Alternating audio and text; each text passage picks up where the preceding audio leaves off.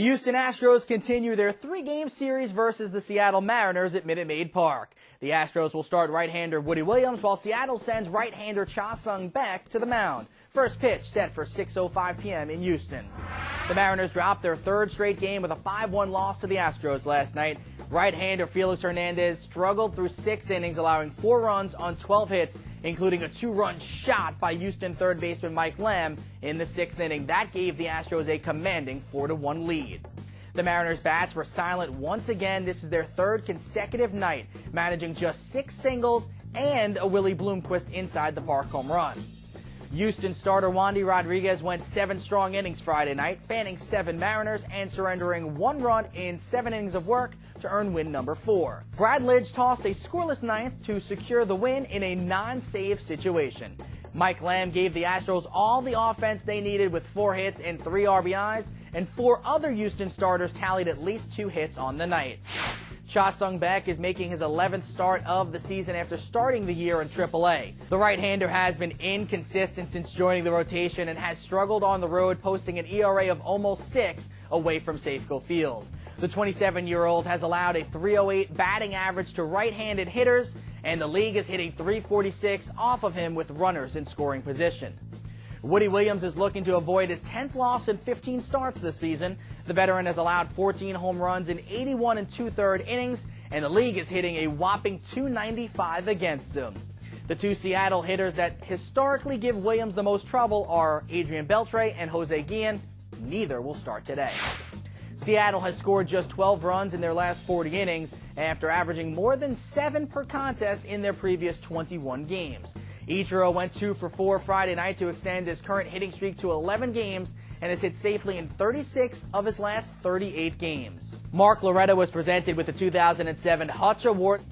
The award is presented annually to the Major League player who best exemplifies the honor, courage, and dedication shown by Fred Hutchinson, the former Major League player and manager who died of cancer at the age of 45. It's the Mariners and the Astros, Baek versus Williams. Game time set for 6:05 p.m. in Houston. You can see it live on MLB.TV beginning at 7 p.m. Eastern. Craig Biggio climbed closer to 3,000 with 3 hits. And Mike Lamb had a huge night, going 4 for 4 with a long ball. Tonight, Woody Williams wants to build on his best performance of the season in Chicago by earning a win at Minute Maid.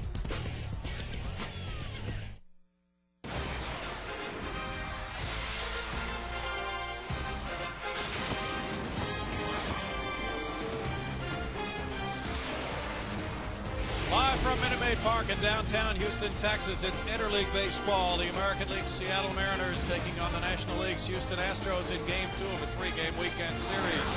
And here inside Minute Maid Park tonight, the Mariners have a 35-29 record approaching this game, while the Astros are 28-39.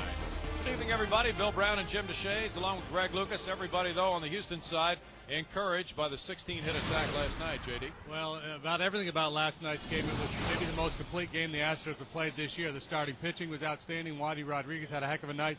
The bullpen was good. The defense was solid. The bats came to life. A real nice performance by the Astros last night. Tonight, they send Woody Williams to the mound. He's coming off a dandy against Chicago last time out. He ended up on the wrong end of a 2-1 decision. Carlos Zambrano was so good for the Cubs, but Woody, with one of his best starts of the year, 7 innings, just 4 hits, 2 runs allowed, punched out 5, walked a couple, started a double play here. Just a real solid performance for Woody Williams. It's been a bumpy road for him so far this year, but maybe that was a step in the right direction. Well, coming up, the Astros hope to keep all elements in sync, like Craig Biggio hitting .500 on this homestand. Game 2 of this series comes your way next.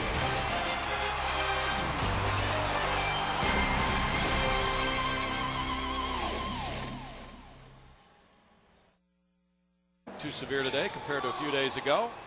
Everybody safe and dry and ready to go with baseball tonight with the lineup for the Seattle Mariners, brought to you by Southwest Airlines. Ichiro Suzuki leads it off. He's the center fielder with Jose Vidro at second base batting second.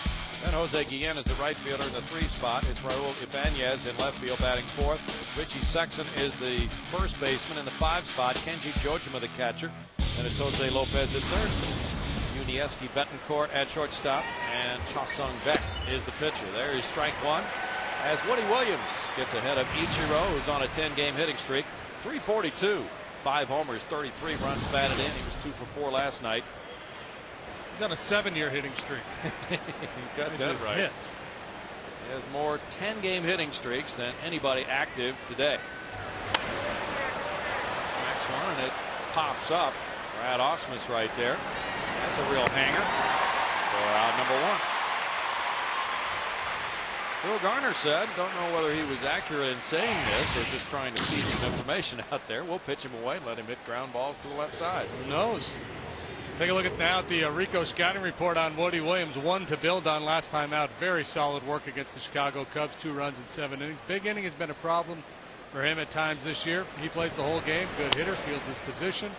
At times he's like a quarterback out there in the field, moving his outfielders, positioning his infielders. A real field general is Woody Williams.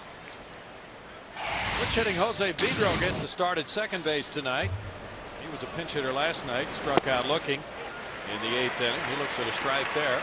And the count goes to 0-2 on the former Montreal Expo and Washington National. 291 for Pedro. 3 homers, 20 runs batted in. He's normally the designated hitter.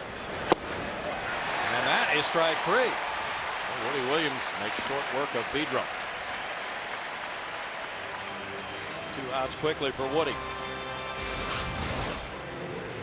Picking up where he left off. And that start at Chicago where he had very good command of his fastball, and he just busted one over the outside corner. Knee high. Pedro wants a mulligan. Jose Guillen steps up. His ball 1 to him. 261 his average. He has 8 homers. He's driven in 39 runs after an 0 for 4 night last night. Guillen's hit 171 on the current Mariners road trip. 1-1 the count. They are 5-3 on this 10-day 4-city road trip.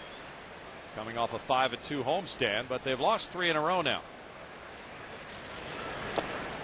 It's in the dirt, and it's 2-1. Woody at home is 1-3. Overall, he is 2-9 with a 5.51 ERA. He's allowed 14 home runs this year in a league batting average of 295. He struck out 41, walked 27. Jam shot here, and Mark Loretta at shortstop fields and throws him out for a 1-2-3 first. Woody Williams notches a 0. Awesome. Beck comes up next.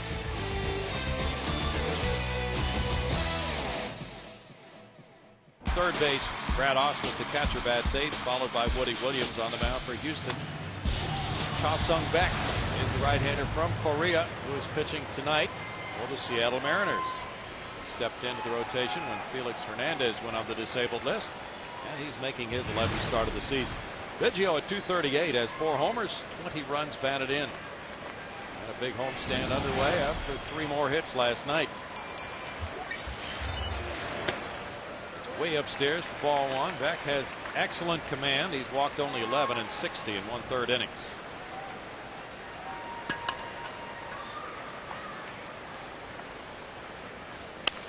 Biggio to third base. Whoa, not fielded by Lopez, and it goes over to shortstop Betancourt. Lopez, who had played only 10 innings as a third baseman in the majors, draws an error.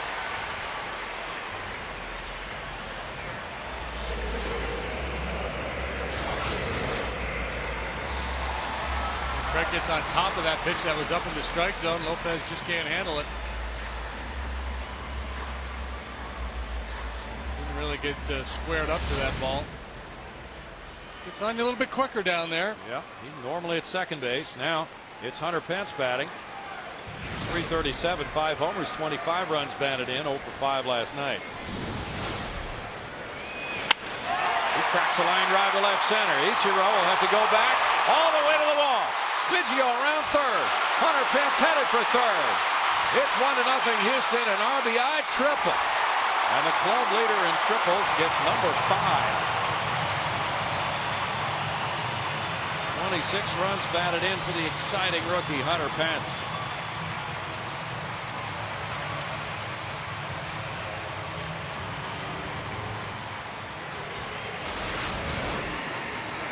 Fastball off the outside corner. He's just long and strong, reaches out and hammers that ball towards Towles Hill out there in center field.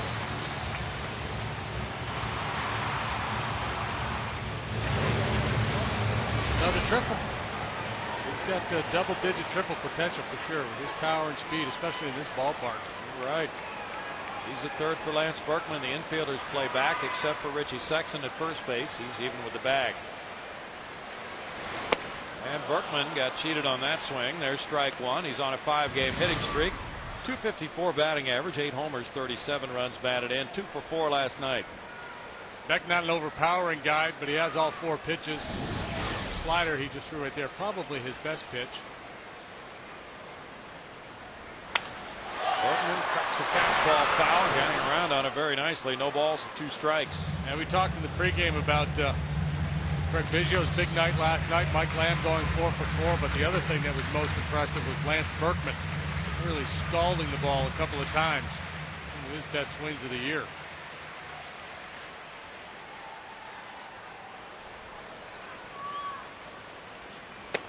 Berkman looks at it. It's 1-2 with Biggio in the dugout, having scored for the 36th time this year, and the Astros hoping for a very big first inning. Beck just turned 27 on May 29th. He's from Busan, Korea. That slider hits Berkman on the leg. Runners at first and third now as Berkman is hit by the Beck slider.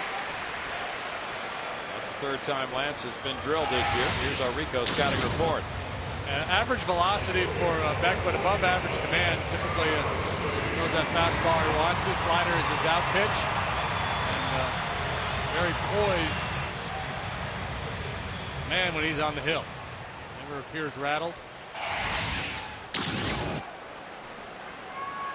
Last year he was 4-1 with the Mariners after going 12-4 for their AAA Tacoma club.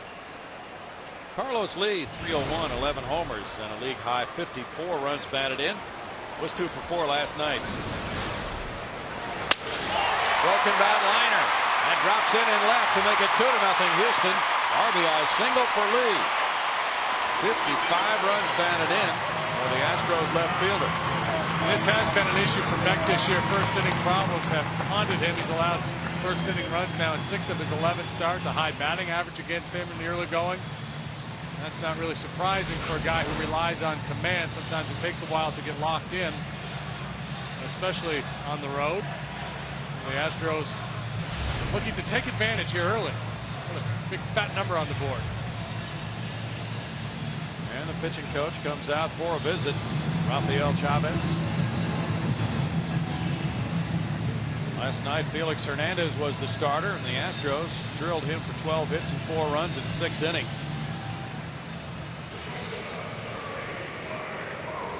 Beck is 3-2 with a 5.22 ERA. Only 11 walks and 42 strikeouts in those 60 1/3 innings. Last time out he got a no decision Monday at Cleveland, giving up 10 hits and 5 runs at 5 1/3 innings. Mark Loretta is the batter. 2 men on, nobody out. In the dirt, there's a stop by Jojima. 308 for Mark, 1 homer and 15 runs batted in, and Phil Garner explained that he does not expect Mark Loretta to be the everyday shortstop in the absence of Adam Everett, but he wants to stabilize the lineup, and Loretta provides a lot of stability to that lineup. So he'll work Eric Bruntlett in at shortstop some.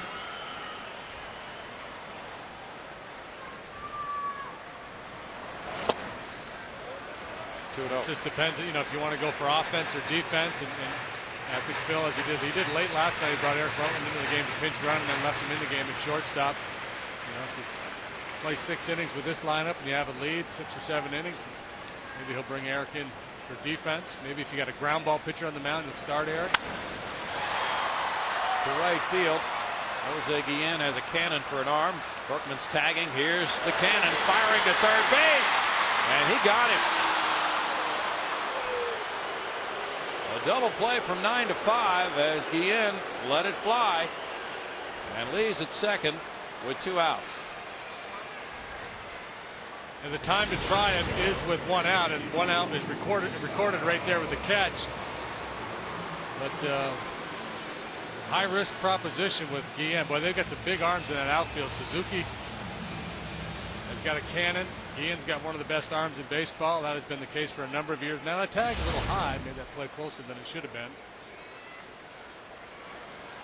Tremendous throw.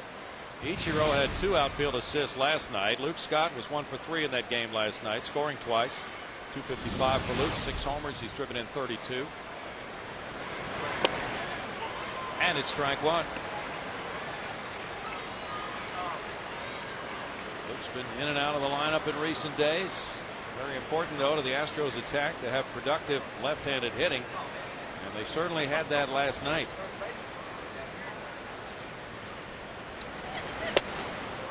Off-speed pitch comes in for strike 2 call. The Astros 28-39. They began the day 9 games back of Milwaukee in 5th place. Milwaukee and Minnesota just underway with no score at Minnesota. That's a close one, and it's 1 ball and 2 strikes. Kerwin Danley is calling the balls and strikes tonight. Carlos Lee, the base runner, with 2 down.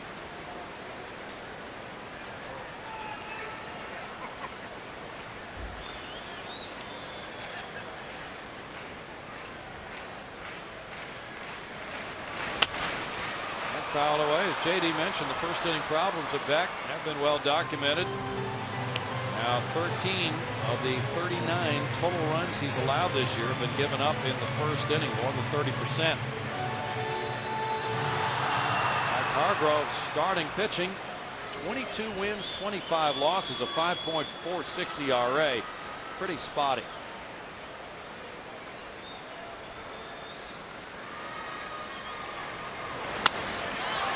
Line shot caught by Sexton, and the Astros come up with a 2 spot in the first on 2 hits with an error and a man left. It's 2-0 Houston through 1.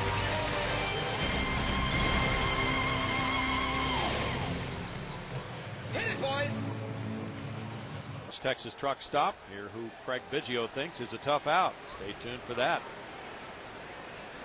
In the second inning, it gets underway with Raul Ibanez taking ball 1 from Woody Williams. Ibanez at 286 has 4 homers. He's driven in 44 runs. That's a close one. It's 2 balls and no strikes. The cleanup hitter, who was 0 for 3 with a walk in last night's game.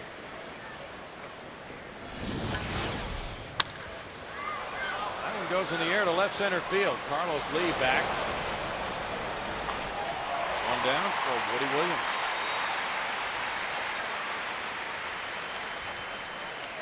Woody got his first win as an Astro here at Minute Maid Park in his last home start on May 31st, beating Cincinnati and Bronson Arroyo 10-2. He's lost his last 2 starts. JD talked about that tough luck last time out, losing 2-1 to Chicago and Carlos Zambrano. Strike 1 to Richie Sexton. 197 for Sexton. 10 homers, 38 runs batted in. Had a 1 for 4 night last night in the opener. He hits the curveball toward right center. Hunter Pence and Luke Scott go for it. Scott is calling early. 2 down. 5 straight retired by Woody Williams of Cy-Fair High School. He made that congratulatory call to Woody Champagne, the coach of Cy-Fair Bobcats, who won the 5A state title in baseball just a few days ago. Kenji Jojima, 321, has 7 homers, 27 runs batted in, 0 for 4 in last night's game.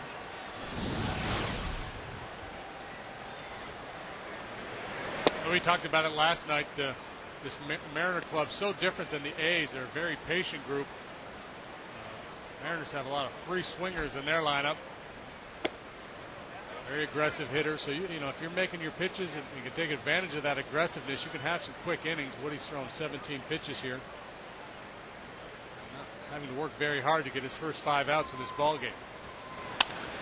Bouncer up the middle, Mark Loretta to his left, and the throw to Berkman is accurate. At 6 straight, retired by Woody Williams, and a 2-0 Houston lead.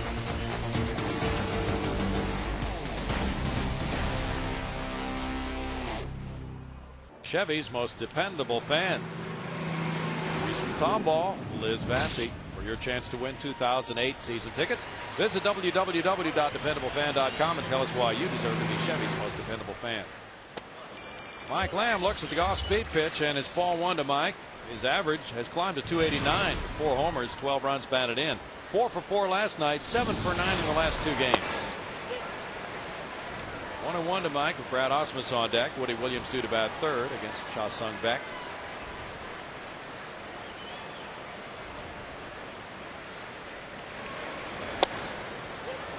It's a 1-ball, 2-strike count. Beck first made it to the big leagues with the Mariners in 2004. He signed with them way back in 1998. He was signed by the Mariners scout in the Far East, Jim Colbert. Now the pitching coach for the Pirates. 2 balls and 2 strikes. And the Mariners, of course, have been strong in signing players from the Far East for years now.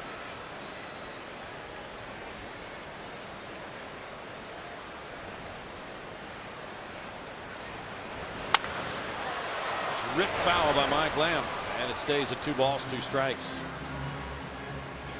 Ball looks like a watermelon to Mike Lamb right now.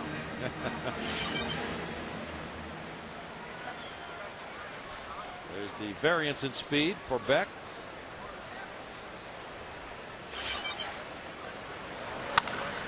Grounded, and the second sacker. Vidro flags it down, throws wildly, and he's safe at first. Sexton unable to handle that hurried throw.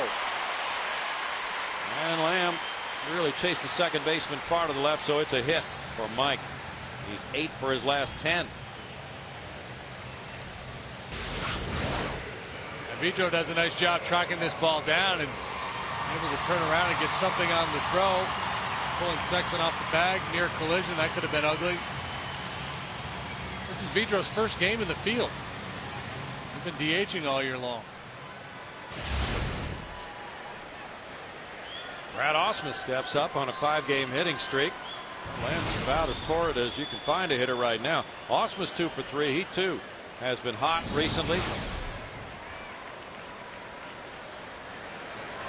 Well, he's got to have a big night tonight. They're giving away the Brad Ausmus Surfer bobblehead doll here tonight. It's mandatory that he have a big night. Got to get a couple of knocks. He's driven in 8 runs in his last 6 games. 5-game hitting streak, 10 for 19. 1 ball, 1 strike. Woody Williams on deck. Brad's 8 for 17 in interleague play so far this year. Tomorrow's the finale of the homestand. The Astros 2-2 on this homestand. Roy Oswalt and Jared Washburn do the pitching tomorrow at 1:05. We'll have the pregame show for you at 12:30. Astros live. 1-2 for Beck. Beck's first start was April 23rd at Texas. He pitched a very strong complete game and beating Detroit on the road May 9th. Broken bat, a looper that falls into center. Ichiro took a look. A single for Ausmus in a 6-game hitting streak. He's 11 for his last 20. He died a hero. You know, there's still some great seats available to celebrate Father's Day at Minute Maid Park tomorrow afternoon. Kids, if you bring your dad to the ballpark to watch the Astros close out a 3-game set with the Mariners at 1:05, the first 10,000 men 16 and older receive a grill set courtesy of Kielbasa. There you see it. Minute Maid Park, of course, is the place to be, and certainly for Father's Day, so get your tickets now, and you can do it on your own computer at Astros.com. I wonder how many people thought a grill set was braces. A few these days. Woody Williams is a career .202 hitter with 4 homers, 43 runs batted in. The Mariners are not looking for him to swing the bat here. Lopez and Sexton creeping in. He's around to bunt, and he does, but he fouls it, strike 1. Trying to push that ball down the third baseline to force Lopez to come in and get it. And now with 1 strike, don't worry too much about location. Just try to dent it out in front of home plate, keep it away from Jojima. That would be the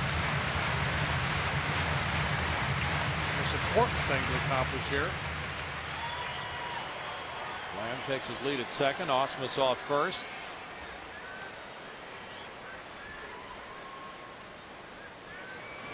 The bunt goes out in front of the plate. Beck throwing to the second baseman Vidro. A sacrifice The second of the year for Woody Williams, getting Lamb to third, Ausmus to second, one down. And they were holding Lamb tight at second base. They were hoping that Woody would make a bad enough bunt where they'd have a shot at Mike Lamb. You see Betancourt there trying to hold him on to keep him tight, but an excellent bunt by Woody Williams allows the Mariners only one option. Sure out at first base. That comes under the category of playing the whole game. Coach Woody Champagne will be excited for that execution. Yes, he will. Craig Biggio now comes up with runners at second and third. Middle infielders drop back. Corner infielders are up, even with the bases. And it's ball one. Biggio reached on the error by the third baseman Lopez. 2,988 hits for Craig. 27th on the all-time list. And he won't be passing anybody until he gets to 3,000. Clemente had 3,000. One ball, one strike. There has not been any right-handed batter who played the game of baseball who has more doubles than Craig Biggio does right now. 657. He's in a tie with Napoleon Lajoie for sixth place. Line shot left field. That's a Biggio three-run homer.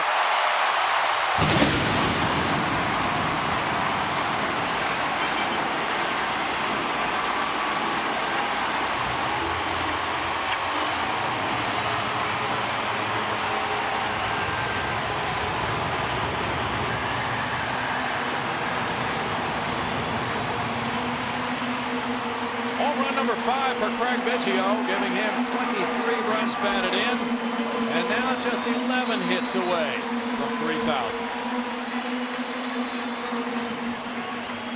Last night, Craig had his second three-hit game of the homestand. Continues here tonight, reached out on air, and now the home run. 11 hits away. Hunter Pence. Betancourt throws from the grass, and Sexton digs it out. 2 down. Let's see the home run swing. And a hanging breaking ball. Kind of drifting in a little bit. Tosses the bat away. Said, "You've done your job. Now I'll go for a little jog." Hit it right out of his face up. Hit it himself. It's 998 extra base hits for Biggio. Ernie Banks next up on the list, 26th place with 1,009. Biggio with 5 homers this year. Has 286 career home runs. There's his statue outside on Halliburton Plaza. Lance Berkman, the batter. Oh, it is getting exciting around here with that quest for 3,000, getting so much closer. Strike to Berkman, who was hit by the pitch in the first inning, and it's 5-0 for Woody Williams on the Biggio 3-run homer.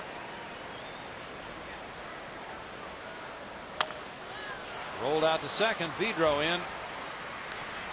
And in the second inning, the Astros cash in. Good situational hitting. 2 singles, a sac bunt, a 3-run homer. Earl Weaver would love it. It's 5-0 Astros.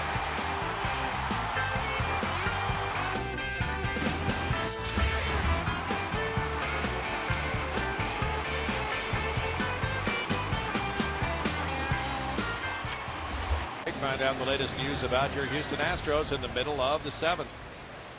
Woody Williams has set down the first 6 Mariners. He has a 5-0 lead. Jose Lopez takes, and it's strike 1 to Lopez. 285 his average, 7 homers, 38 runs batted in. Looping curveball goes for ball 1. It's 1-1. Betancourt is on deck. The pitcher back due up third.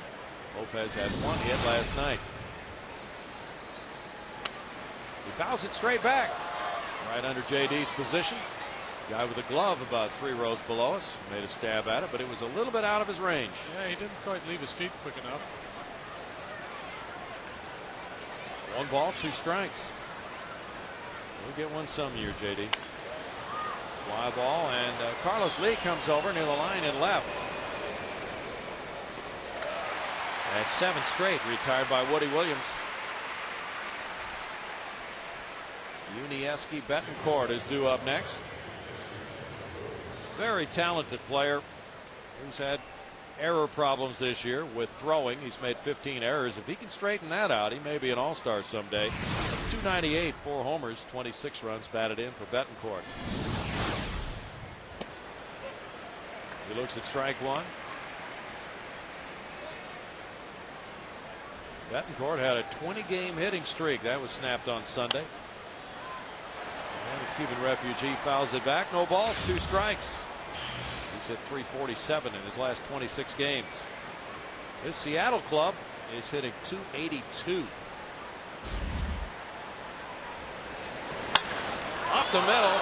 Williams tries to locate it. He scrambles, throws it away up the right field line. Betancourt heads for second base. And he's there at second with 2 outs. With 1 out, rather. It's ruled a hit and an error. Yeah, single and an error on the throw that allowed Betancourt to get to second base. Dave Labossiere out to have a look, as did Still Garner. Solid 1 hopper. Looked like he got the inside of his leg, maybe around the knee. That's just a difficult play to make. That time his athleticism got into trouble. A lot of other guys wouldn't be able to get to that ball so quickly and wouldn't even considered making a throw. So here's Woody now, 2-9, having a really up and down year. Well, more down than up. He's got a nice fat 5-0 lead. And he takes a comebacker. He's thinking, I do not want to come out of this ball game.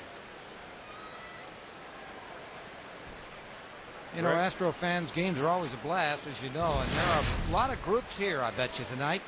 You can even be better when you come as a group, too. With a group of just 20 people, you can buy tickets to any section of Minute Maid Park at a great discount. Perfect for church groups, office parties, class reunions, or just a big group. Call 1-800-ASTROS-2 or visit Astros.com for pricing and availability for group tickets.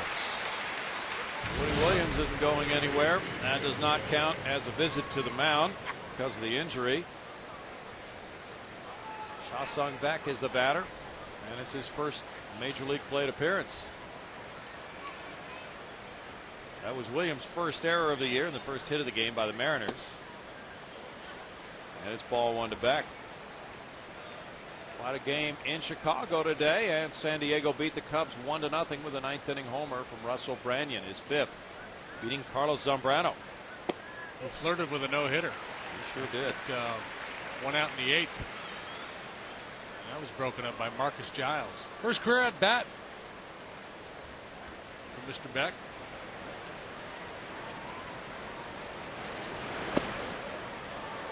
It's 2 balls and a strike. Seattle pitchers have hit very little in interleague play the last couple of years. That's to be expected, certainly. But the Mariners have won 103 interleague games. That's 3rd among all teams in interleague wins. 2 balls, 2 strikes. It's kind of surprising that the American League teams have done as well as they have in the games in National League parks the last few years. But not having the DH has not seemed to deter them a lot. No, because I don't think National League clubs necessarily sign or develop good hitting pitchers any more than the American League does. Obviously, the National League guys get more practice, but there's just some real good athletes in the American League that pitch that are capable of handling the bat as there are in the NL. Hunter takes off for third, swing and a miss. The throw, safe. Betancourt steals third, and it was a strikeout for out number 2. Betancourt's 4th steal. Interesting steal of third base there with 1 out in the pitcher hitting.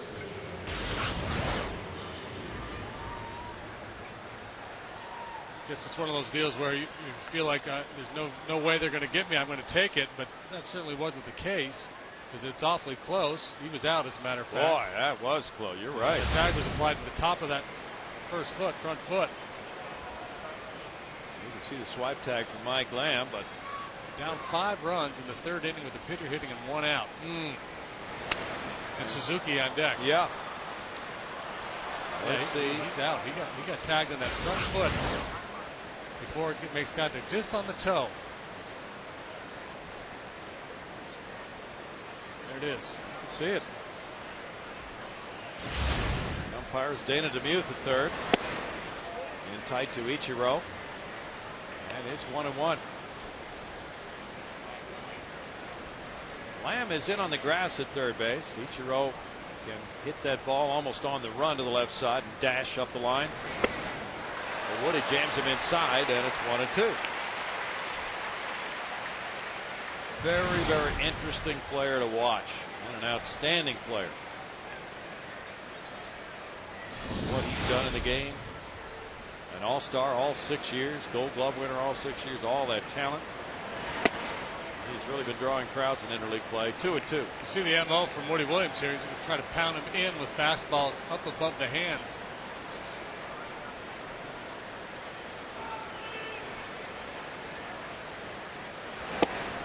And then go away, but he misses ball 3. Oh, good looking pitch. Didn't miss by much. Suzuki had a club record 25-game hitting streak. That was snapped back on June 2nd. He hit .411 during those 25 games. And Phil Garner was talking about how he can do what he just did, foul off so many pitches. He can really force a pitcher to battle. And he said that the Astros would just work him away and let him put the ball in play early in the count, so he didn't do that. Sometimes that can be something a manager wants to put out there, but it's not necessarily the game plan. And no matter what the manager says the game plan is, any pitcher is going to go to the hill with his own game plan, and you're going to attack a hitter with what you do best. Up the middle into center field, and it's 5-1 as Ichiro has the RBI single, giving him his 34th run batted in. That is his 94th hit. And an 11-game hitting streak now for Ichiro. And that's why we questioned the play of Betancourt stealing third base there, because he scores from second base on that base hit there. Done so without the risk of being called out, stealing third. But I think what Phil was saying, the point he was trying to make with Suzuki was he's such a good hitter. Why expend all that energy when he ultimately is probably going to hit the ball hard anyway? That's the way a lot of people used to approach Tony Gwynn. Sure. You try to trick him, and you know this, that, and the other thing. You might get him to 2 strikes, and the next thing you know, you're in a 9-pitch at bat, and he's going to hit a line drive somewhere. Jose Vidro looked at 3 pitches. He was caught looking first time up. There's ball 1 to him. Vidro's been an excellent hitter over the course of his career. Slowed by knee problems the last few years. That's why he has not been playing in the field until tonight, as JD mentioned. Switch hitter. He's hitting .281 as a left-handed batter. That's a strike on a curve, and it's 1-1. A situation here where even though the Mariners are down 4, Ichiro may try to swipe a bag. 2 outs, try to get into scoring position. 2 balls, 1 strike. Of the Mariners' 35 wins, 18 have been come from behind.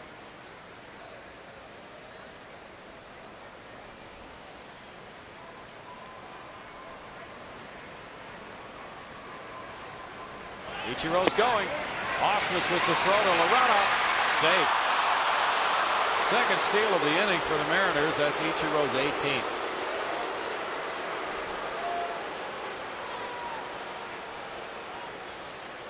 For stolen base. He's only been caught a couple of times. Not a real big leap, but a nice jump.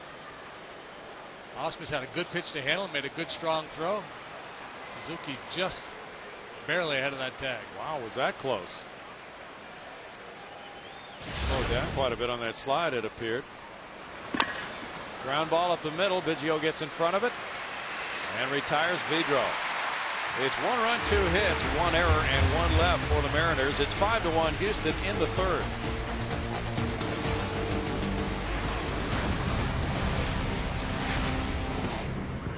The 3rd opening with Lee up for the 2nd time. He had an RBI single earlier on the first pitch. Now he looks at the first pitch from Beck, and it's strike 1.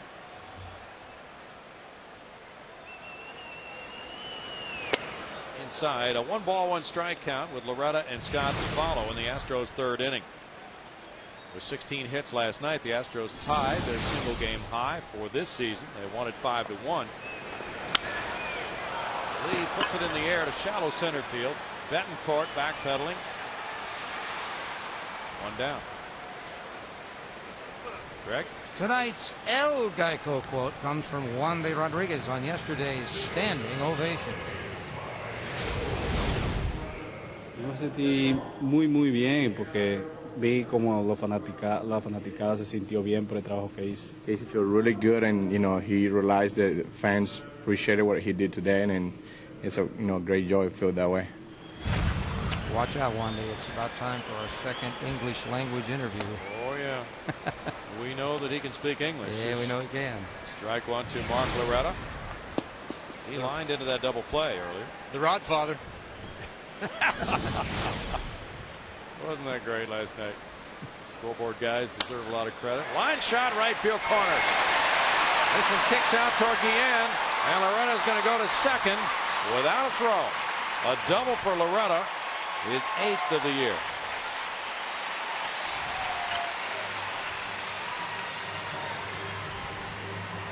All right, chance to get that one back that the Mariners scored the top half. One out double by Loretta. He's tough to defend because he uses the whole field. Really shoots the ball the other way quite well. Anytime Guillen's in pursuit out there, you give it everything you've got. He's got a cannon for an arm. We've already seen that tonight. And the Astros now have hit for the cycle as a team. It's Luke Scott batting. He lined to first base. Richie Sexton with a reaching grab.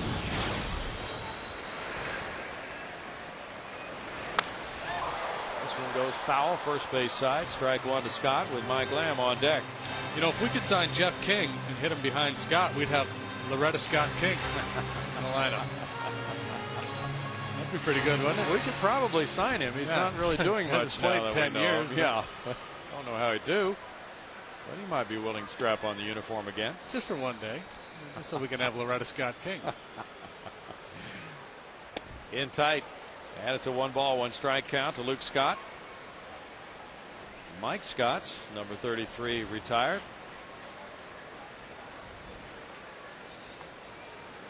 Next to the strikeout king. And we can get Nolan to come back for a day. Call him the king. Yeah, we had King Felix on the mound last night for Seattle.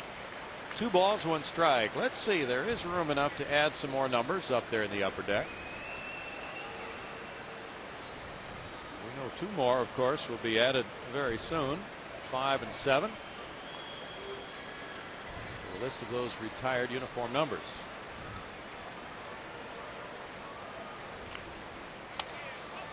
Soft pop, foul. Back into the upper deck, and it's 2 balls, 2 strikes. The Jeff Bagwell retirement ceremony is going to be in late August.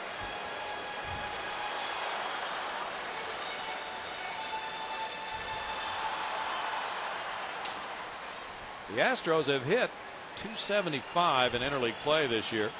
They're 5-5 against the American League. That is considerably higher than their overall batting average of .253. Of course, they've had the DH in some of those games on the road. Last night's 16-hit attack certainly helps to pad that number after just 10 games have been played, but for some reason their batting average a lot more robust in interleague play, and that was an impressive night last night against Felix Hernandez. Foul ball keeps the count at 2 balls, 2 strikes, because they also run into some pretty good pitching. Witness Mark Burley in Chicago. Joe Blanton pitched a good game for Oakland. And Burley and Zambrano back-to-back days. Yeah. Burley allowed just 1 run in 8 innings. John Garland 1 run in 7 innings. 2 balls, 2 strikes.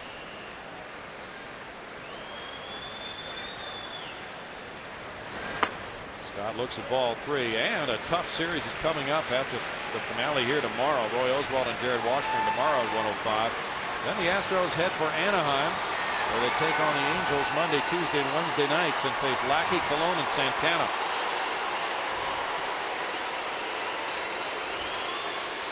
You might be happy getting 1 there. Off-speed pitch gets a strikeout for Beck. That's his first strikeout of the night. They've been working the fastball in quite a bit in that sequence with Scott. See Luke pulling off that changeup.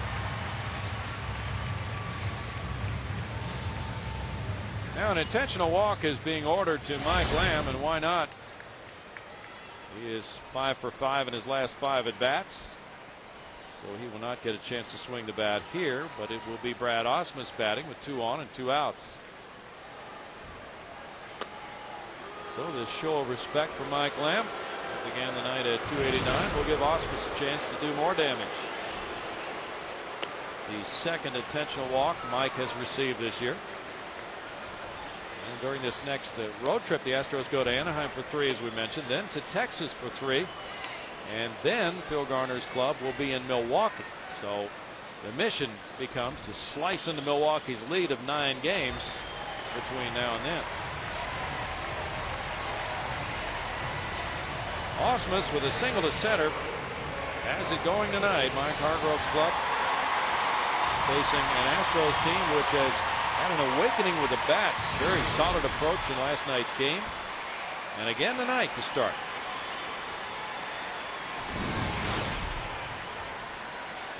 Can't intentionally walk the man in front of the guy who's bobblehead night in it. You're just asking for trouble. That goes to center field, and Ichiro will play it on a bounce. Loretta home to make it 6-1. RBI single, Brad Ausmus. He's 2 for 2. That's RBI number 15. And he has 4 consecutive hits going back to last night. Last night, a lot of the work was done at the bottom of the order as well. Lamb and Ausmus each got on a couple of times, had good at bats. This one off the end of the bat. See, when it's your bobblehead night, you don't have to hit it hard. That's 2 bloop singles for Brad tonight. After all the broken bat hits by the Oakland A's, the Astros feel probably that they're due for a few of these. Woody Williams takes strike 1. He put down a sac bunt earlier in the game. That is one fine looking bobblehead, JD. There you go. Why do they always show the backside of that? Can't mess with the karma. 1-1 the count. Wonder if Mike Hargrove knew it was Brad Ausmus bobblehead night.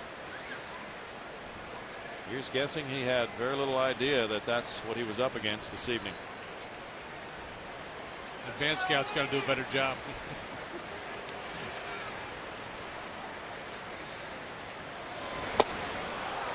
1 ball and 2 strikes. Can't you just see that cropping up in a scouting report somewhere?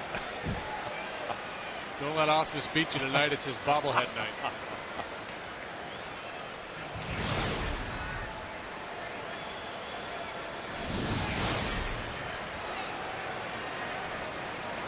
Upstairs for Woody Williams. He goes down, and it's 2 balls, 2 strikes.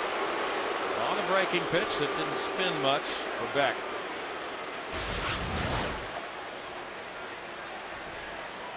Yeah, fans reacting a little bit, booing, but it's just a breaking ball that got away.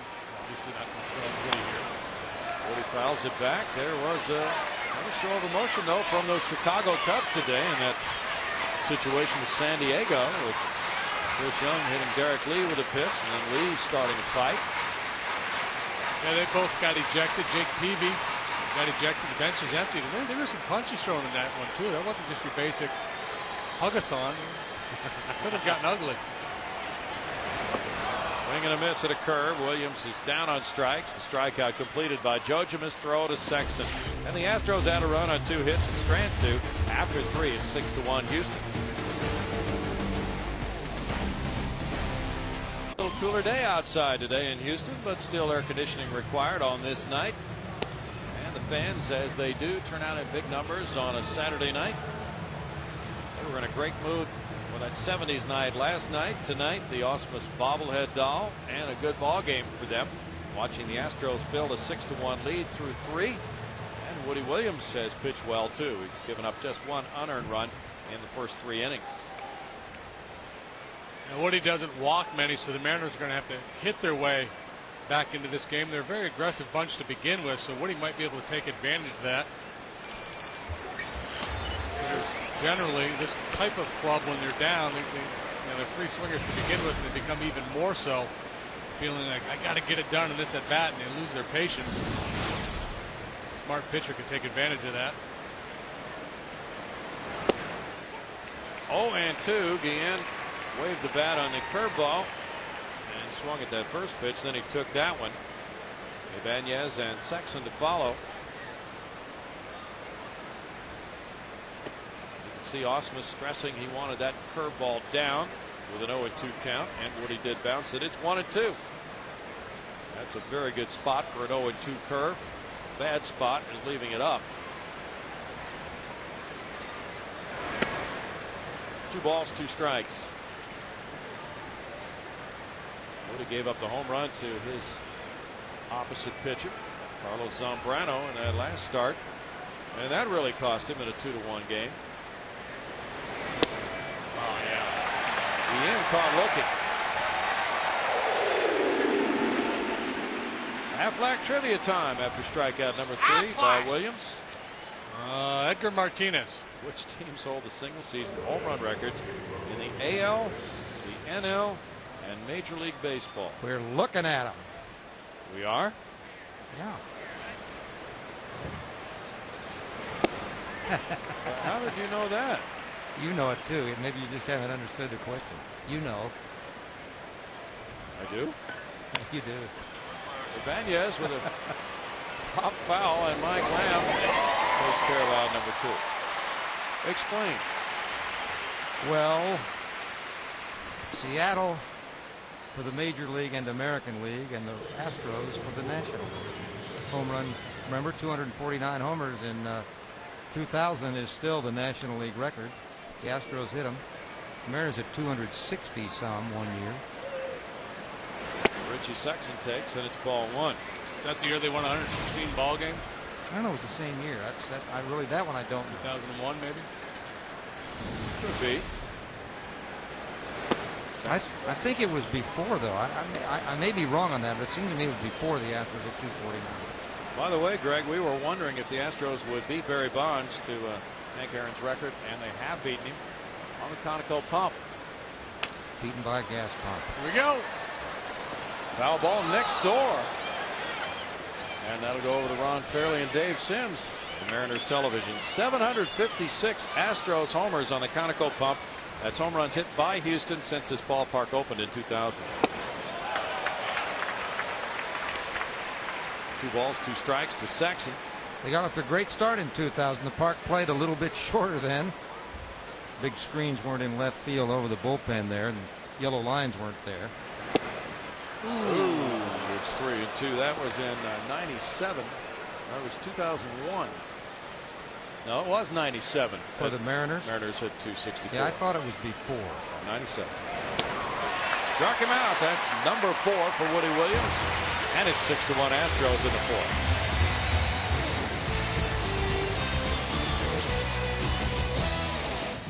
Mariners 97, 264. The Astros in 2000, 249. That Astros question, though, is one that, except for maybe in Houston where people remember it, you could make a ton of money.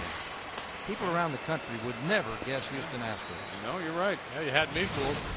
There's ball 1. And you were here. Yeah. When they did it. Well, we're easy to fool even though we're there. I just assume that every year somebody breaks that record. There's been so many home runs hit.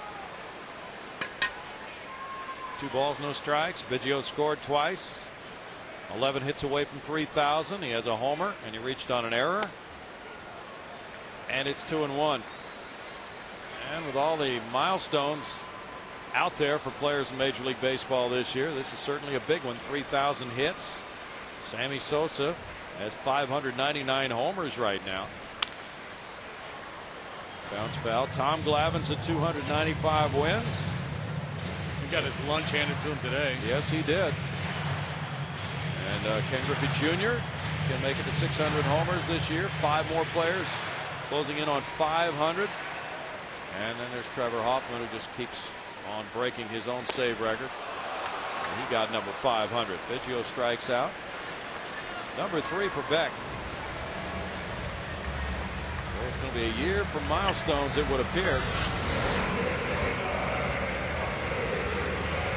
A change-up splitter of some sort. Great location, down and away. Not an easy pitch to make. This is Beck's first appearance against the National League team. Hunter Pence tripled in a run, and he grounded out. Strike to Pence. Hasn't gotten deep in a while. We'll do that.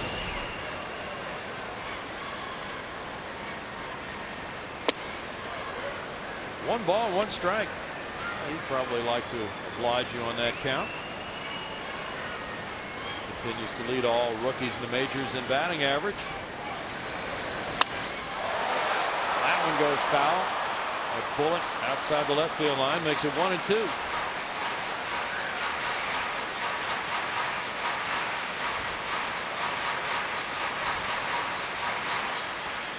What was your beverage, pal? It's mine. They're negotiating. Strike, and Pence is caught looking. That's 4 strikeouts now for Beck. And 3 in a row. Beck settling in now, displaying much better command than he had in the early going. Might be a little too late for him, though, already giving up 6 runs. That ball might have been a skosh low.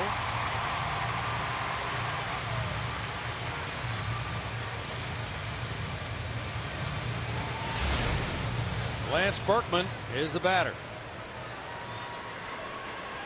He was hit by a pitch in the first inning. He grounded out in the second. There's ball 1 to him. Lance has driven in 13 runs in his last 14 games. And the hitters get extra at-bats in these free scoring affairs. 1 ball, 1 strike.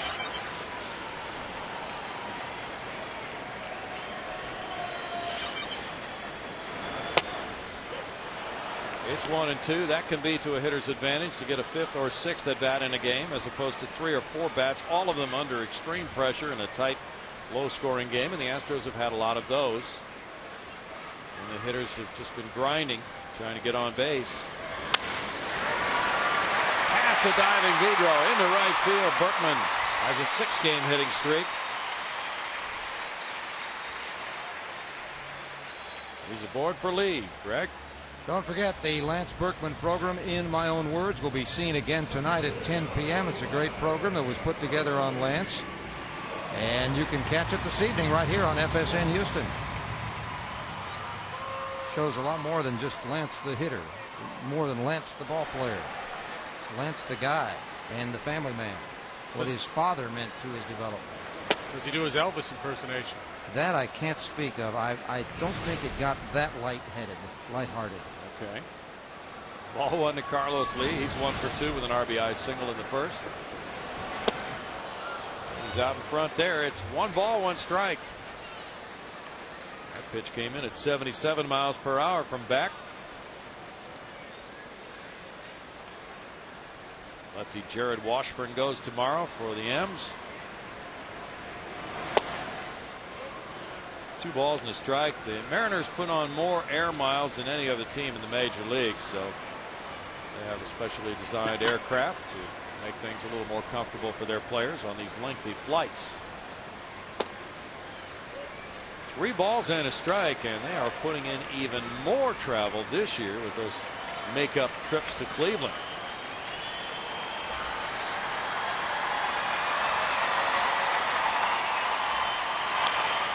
Lee fouls it back. It's a full count now. And the Indians will play a doubleheader when they're in Seattle to make up one of those games that was missed in Cleveland. You might see a change in scheduling in Major League Baseball as a result of that entire series going by the wayside in Cleveland. Rip foul. What do you think they'll do? It sounds as if, and Katie Feeney is on record as saying, well, maybe we need to look at not having the only series in a city played early in the season, where there could be bad weather, such as Seattle's visit to Cleveland. That was the only trip scheduled for Seattle to Cleveland, and it was in early April. I got an idea. Get rid of interleague play. 3 balls, 2 strikes. Well, it's been around since '97. The fans are accustomed to it. What do you hear from the people you talk to? Do they like it? I don't talk to people generally. You're Trying to silent. avoid them as much as possible. This is the only 3-hour period of time all day that you speak. Just talk to you guys, basically. We're not people. Swinging a foul ball, and it's 3-2. Greg, how about? I don't want to hear anybody else's opinion because they may convince me that mine is wrong. Oh, okay. Greg, how about your peeps? Modifications, I think most people would like to see. They don't like the way it works out. Some of them think there are too many games. They don't mind having a couple series, but some don't like as many games are played every year.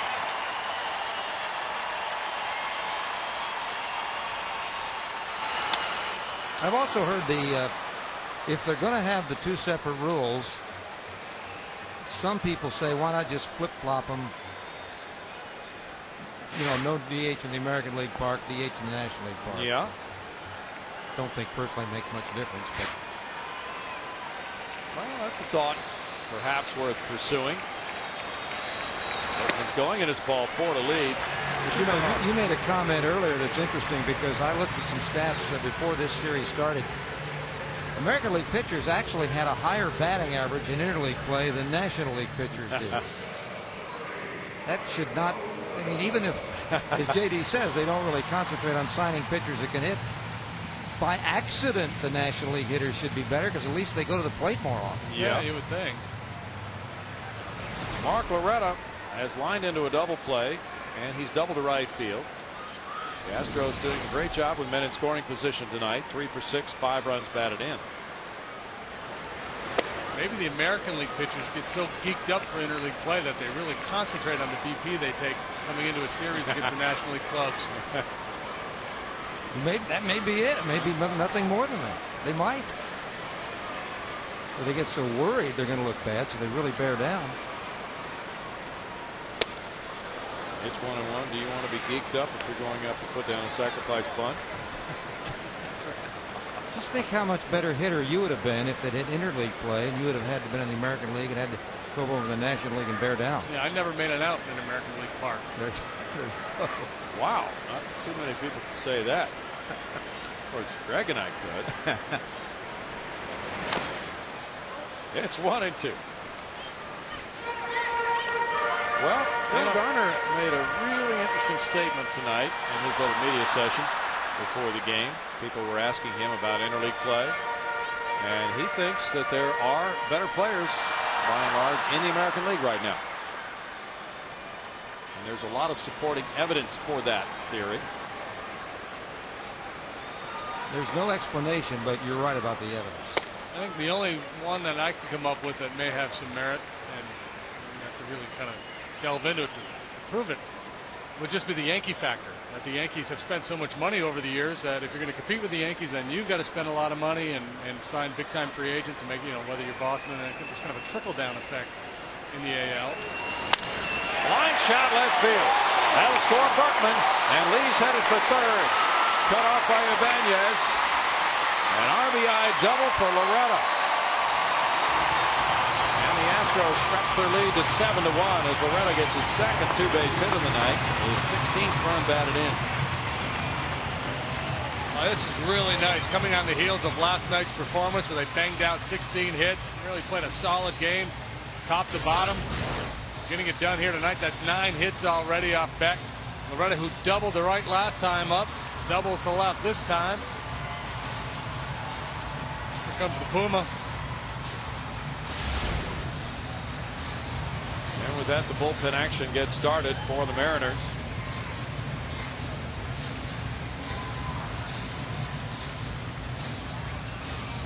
Jason Davis is warming up, a right-hander who pitched last night. Well, Beck, who started the night with an ERA of 5.22, is trailing 7-1 here in the fourth. Struck out the first 2 men, then a Berkman single, a Lee walk, a Loretta RBI double. Have Luke Scott batting as Davis warms up. Pitcher spot could come up in the Seattle fifth. It would be due up fourth. Scott lined to first and he struck out. To left field, Ibanez for the third out, and the Astros get a run on 2 hits, stranding 2. Their lead is now 7-1 through 4.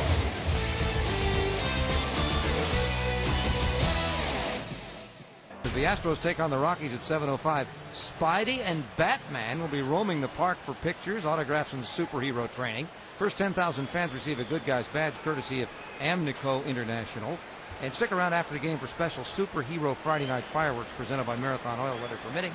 Tickets at Astros.com. Of course, every game we have Bat Boys here, but Batman will be here.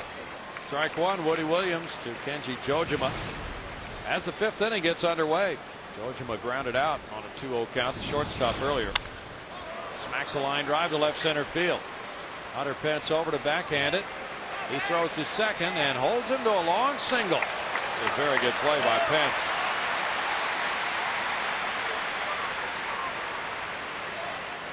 A good hustle by Pence and a good decision by Jojima down 6 runs. Can't afford to be making any outs on the bases. Jose Lopez hit a fly ball to left in the 3rd inning. Oh. That was hit number 3 for Seattle, all singles. And it's ball 1. Well, Greg, also as you told us about that upcoming series with the Rockies at the end of the month, people will be, of course, lining up for tickets with that Craig Biggio hit pursuit of 3,000. Probably the best promotion of them all. You know that. He's got to get just enough on the road trip, but not too many. How do you do that? Probably have a few days off. Normally he would on a long trip. It's 2 balls and a strike, but the Astros will have the DH for the 3 games in Anaheim and the 3 games at Texas. Makes it tough. Foul back. It's 2 balls, 2 strikes. We were trying to remember, Greg, but if memory serves, as Pete Rose got close to breaking, I think it was Ty Cobb's record. Might have been Stan Musial's. He was the player manager of the Reds, and they were in Chicago, and he inserted himself as a pinch hitter, and he tied that mark. And then the next day he broke it in Cincinnati, but the owner, Marge Schott, did not want him to play on the road. She wanted him to get that record at home, but there was a ball game to be won, so he had to give it his best shot, and he did. Same thing happened when Stan Musial got his 3,000th hit. He was out of the lineup. Cubs were their opponent. Liner toward the left field corner, brings Lee over close to the wall. He gets it on the warning track, and it's a double. Strangely enough, that's about where Musial hit the ball. Opposite field double as a pinch hitter, and he got his 3,000th hit on the road. Sometimes you just got, the game has to take precedence. Tony Gwynn got his in Montreal.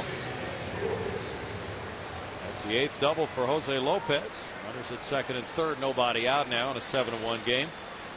Rafael Betancourt's the batter, or Yuniesky Betancourt rather. He singled off Woody Williams' leg and then went to second on Woody's throwing error, which turned that run into an unearned run. Ryan Fearbin is a lefty warming up in the Seattle bullpen.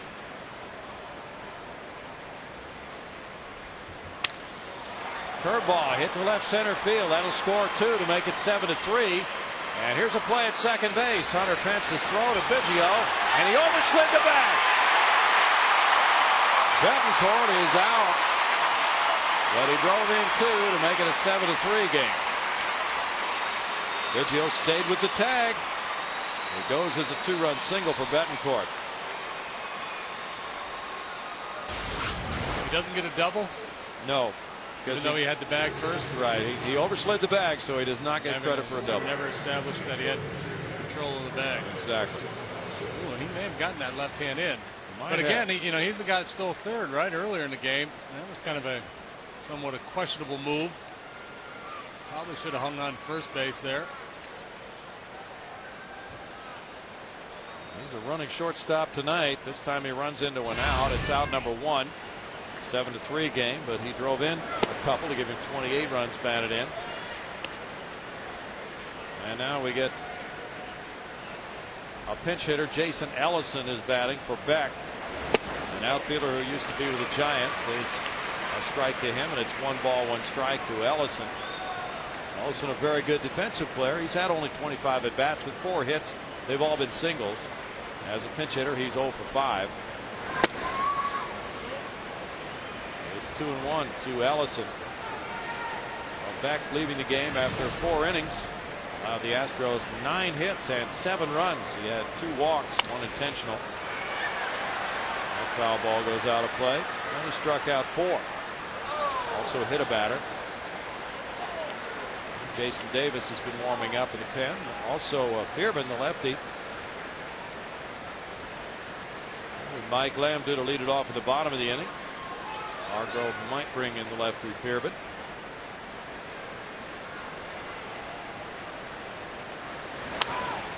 Foul back. 2 balls, 2 strikes to Ellison.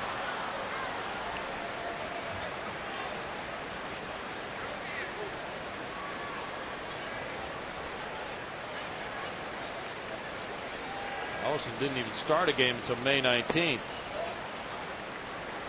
3 balls and 2 strikes. Such a difference in the way bench players are used in the 2 leagues. There can be long periods of inactivity for a bench player in the American League.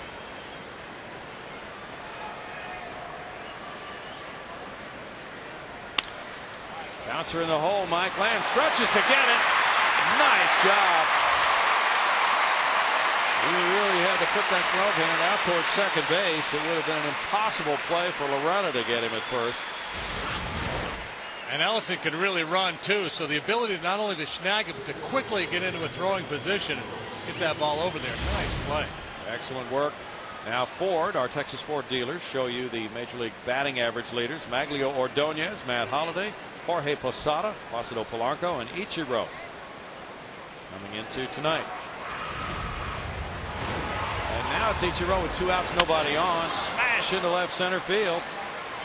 And he gets his second knock of the night. He is absolutely amazing. That is 95 hits already for him.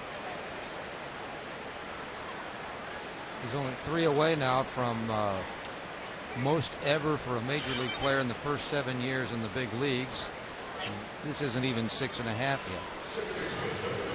By the way, Ichiro told us he wanted to send out happy birthday wishes to Jerry Blancas, one of his biggest fans.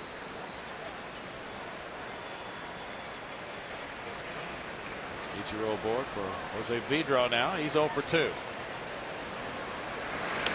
Ichiro is a free agent at the end of this year. Yes, he is. He's been making some noises that if things don't go well with the Mariners and they're not looking like a competitive team for the future, he might be willing to move on. He says all the right things about wanting to stay.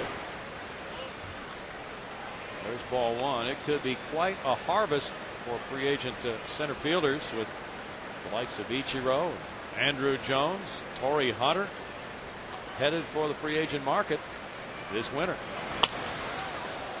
Fouled away, and it's 1 ball, 1 strike. Well, the Astros are interested in looking into the Asian market. That would be quite a splash. That would be a big splash.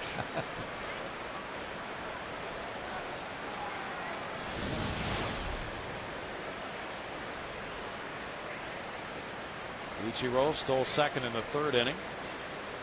His 18th steal of the year. And he's checked by that throw from Woody Williams. The Mariners have put together 4 hits and 2 runs here in the 5th inning. And that out at second on Betancourt is looking big. Runner going. Osmus with the throw to Loretta. Safe. Well, it looked like the ball was going to be arriving in good shape for the Astros. But Ichiro gets his 2nd steal of the night and 19th of the year. And Brad makes another very good throw. This is twice. And then a real good shot at Ichiro and just missed him. That could have gone either way. Tag applied as the foot's getting on the bag. Fly ball right field. Luke Scott back to the wall. Just enough room to keep it in the park. And Vidro flies out to end the top of the 5th inning after the Mariners score 2 runs on 4 hits. They leave a man. It's 7-3 Houston. Bud Light tomorrow at 1:05. It's Jared Washburn and Roy Oswalt. Roy with a 1.97 home ERA this year, 4-1. Jared Washburn has been very good on the road. He's 3-1 with a 2.41 ERA. Lefty Washburn has faced the Astros as a member of the Angels. And that's the matchup tomorrow. Pre-game show at 12:30. Astros Live coming your way right here.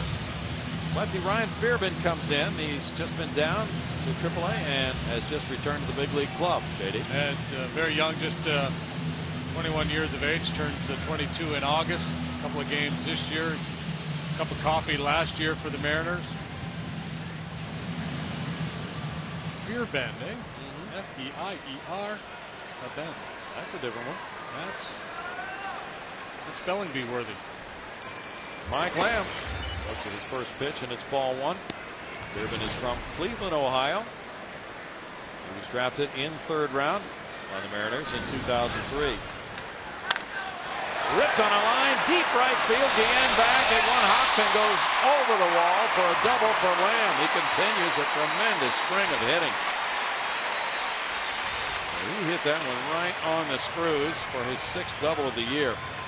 I've talked about it a couple of times already tonight that the Astros played maybe at least one of their best games of the year last year. So Phil Garner trotting out the same lineup today. Saying, hey, it worked last night, let's go with it. And really paying off. Mike Lamb, red hot right now. You don't want to take any at-bats away from him. He had 6 consecutive hits. Working around that intentional walk in the 3rd inning. Brad Ausmus has 4 consecutive hits, working around a sac bunt he put down last time up. And there's strike 1 to him. And Ausmus on this homestand is 7 for 10 during his 6-game hitting streak. 12 for 21 for Brad.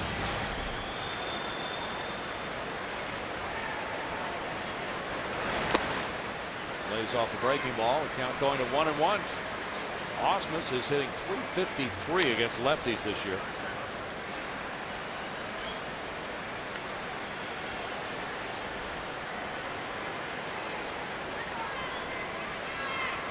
Here been one of 3 lefties in the Mariners bullpen. 2 balls, 1 strike. And he got in just 4 games with Seattle last year after pitching a Double-A San Antonio. He made 28 starts there with a 9-12 record, a 4.28 ERA.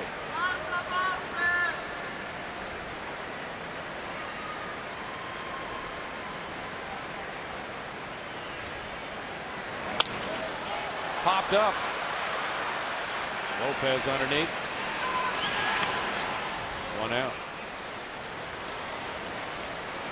This Seattle bullpen leads the American League in wins with 13 and has 4 losses with the 4th best ERA in the AL, 3.40. Woody Williams has put down a sac bunt, which led to 2 runners scoring on Craig Biggio's homer, and then he struck out.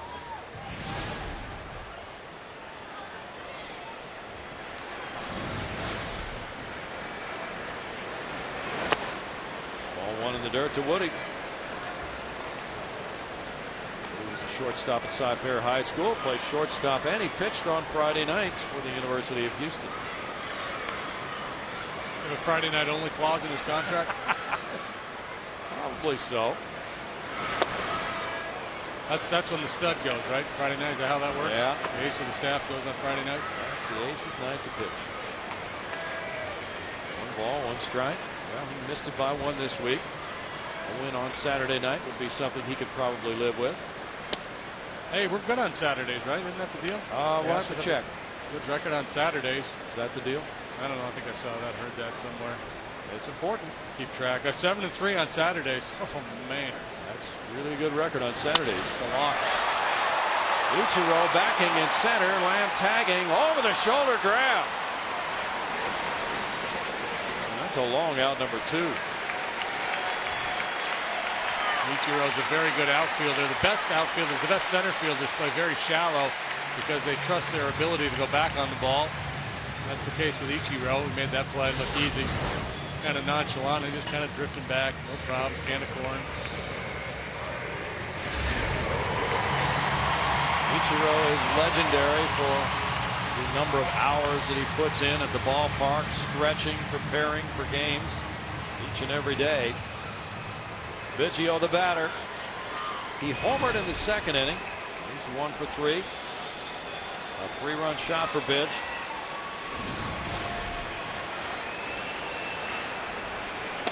That's probably it's one of the reasons why somebody will probably throw a 5 or 6 year deal at him as a free agent if he gets to it, even though he's 33 years of age. He's in tremendous shape.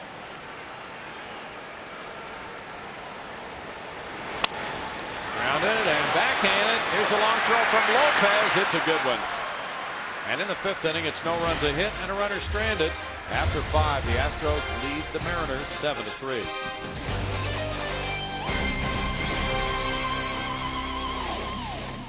Lead the Pods, top of the 6th. You know, visit southwest.com/baseball for a chance to win a trip for 4 to Cooperstown, New York for the National Baseball Hall of Fame induction ceremony. Brought to you by Southwest Airlines.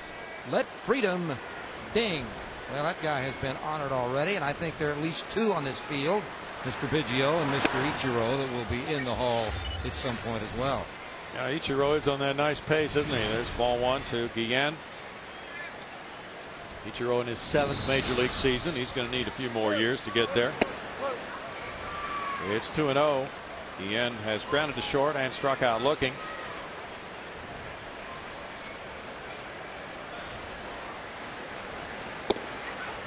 Two balls, one strike. Ibanez and Sexton to follow here in the Seattle 6th. The Astros about hit the Mariners 10-6. Each club has one error. That one's going to travel a long way. Guillen takes the tour. That's home run number 9 for him, and it's a 7-4 ball game as he picks up his 40th run batted in. It'll be interesting to see how long Phil Garner goes with Woody Williams. There's been a couple times this year where Phil's sent Woody back out there after a rough inning or two, and probably regrets having done it. Nothing going in the Astros bullpen right now. Woody got hit pretty hard there in the 5th, and now the leadoff home run by Guillen, and then we'll get somebody up in the Astros pen. 15th home run allowed by Williams this year. It's ball 1. Came back down on the field of play, but I'm not sure where it hit. Up there off the message board. Yeah. Popped up by Ibanez. Osmus underneath. 1 out. So Guillen's long ball, the 62nd of the year for the Mariners, brings his club to within 3. The Mariners have gotten back into this thing. Yeah, you just hope you don't regret that leadoff double in the 5th that you didn't do anything with. That's the key when you're playing a tough team like the Mariners. Keep adding on. Sexton puts one in the air. Berkman over for this one into foul ground. 2 outs. Kowski Miller.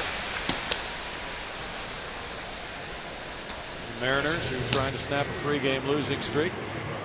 Have put some good swings together here the last couple of innings. Now they have Jojima. Jojima singled to lead off that 5th inning and came around to score. He's 1 for 2. Mariners have gotten tremendous production from their 2 catchers.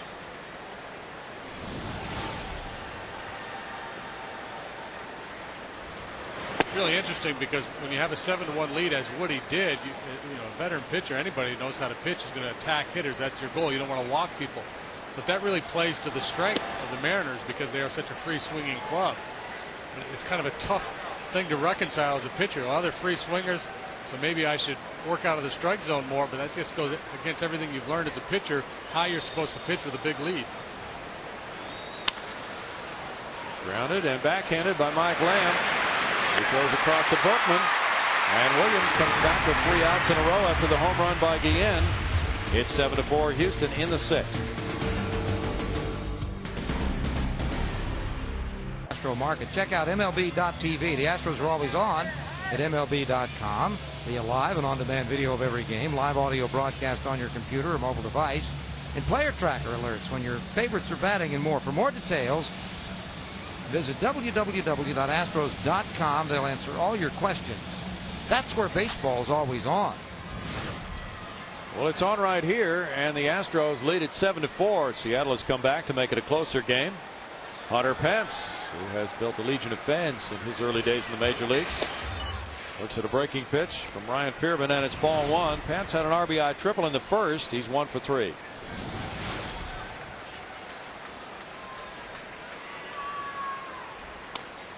A little tap goes out to Fearman.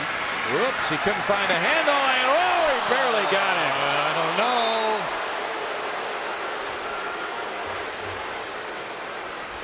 Ryan Knight made the out call at first.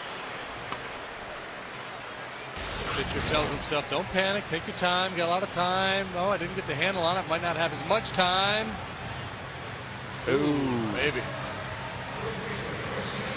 You know what's going through the umpire's mind, too? He's saying, oh, darn, I'm going to have to make one of these. Yeah, just make the play and don't put me under that kind of pressure. That's why if I'm up and I rule it safe. That's close. Could have gone either way, I guess. That's an eyelash call at first base. What do? You quickly calculate who's the home team? Now you calculate who's responsible for being so close. Okay. Lance Berkman. Richie Sexton underneath near the right field line. 2 out for Fearman. giving his club some good relief work here. And the Astros trying to stretch that lead out. Have Carlos Lee batting. 2 outs, nobody on. He has an RBI single and a walk.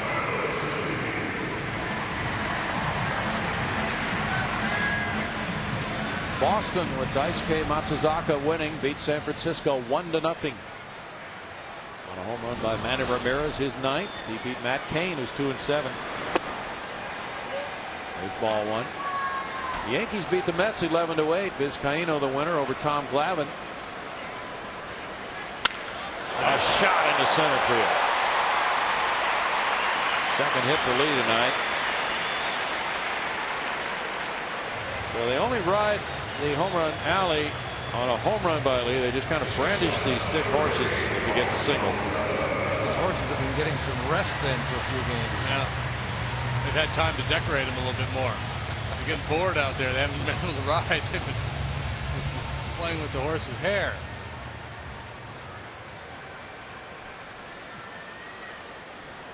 Those are smart looking sombreros, though. With the flock of seagulls thing going on with his horse. Mark Loretta has a pair of doubles, an RBI. Lee takes off. Here's Sexton's throw to Betancourt, and he tags him out. It's a caught stealing from 1 to 3 to 6 to win the 6th inning, with the Astros ahead 7-4.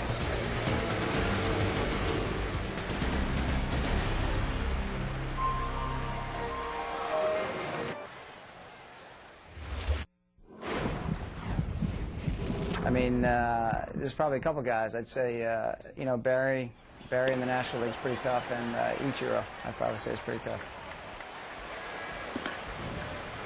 And as he's out at second base, the first pitch of the 7th inning for Woody Williams was taken by Lopez, who also takes a second pitch, and it's a 1-1 count. Lopez doubled as a part of the 2-run 5th inning. He's 1 for 2. 1 ball, 2 strikes. We just checked with the official score about the run that Woody Williams gave up in the 3rd inning. We were assuming it was an unearned run, but he has made it an earned run despite the error by Woody because of the stolen base by Betancourt. Line drive left center field. That shoots the gap. Hunter Pence over to try to hold him to a single, and he does. He's done that a few times tonight. And Lopez was thinking double. He took the big turn. But Hunter Pence keeps the double play in order.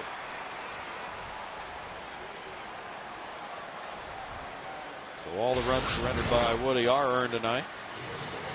The ball checks up out there, and Hunter Pence gets around it. Good hustle, not only to get to the ball, but to get behind the ball so he's facing the base runners. He makes that turn. He looks up and sees the center fielder picking that ball up in a position to make a throw. Not with his back to him. He's going to slam on the brakes. Betancourt fouls it, strike 1. He's 2 for 2 with an RBI. Yeah, that was a kind of an official scoring dilemma. What we found out was Betancourt stole third base and then scored on the Ichiro single in the 3rd inning. Well, the official scorer is assuming had he not been at second on the error, he would have stolen second base and scored. So that's why the run is earned.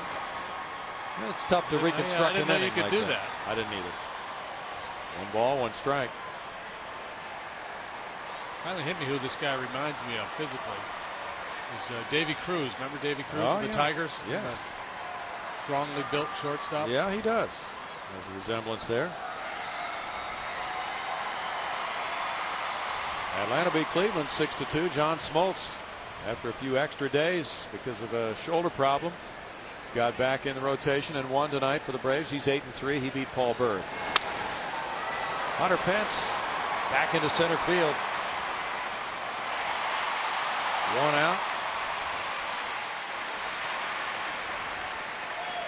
Now the backup catcher Burke is coming up to pinch hit with O'Flaherty in the bullpen.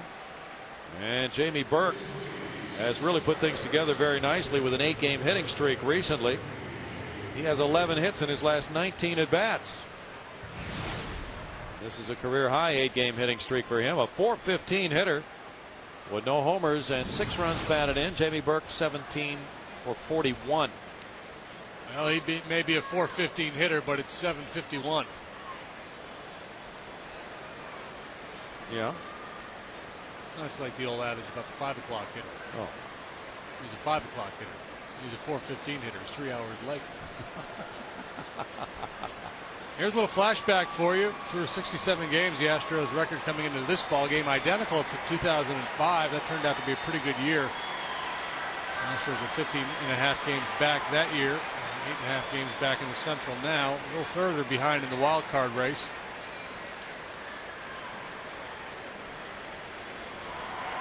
So Burke is the pinch hitter for Fearbin.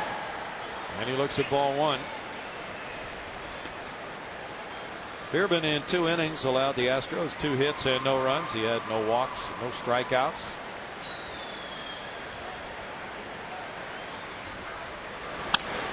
Burke puts this one toward the right fielder, Luke Scott, for the second out.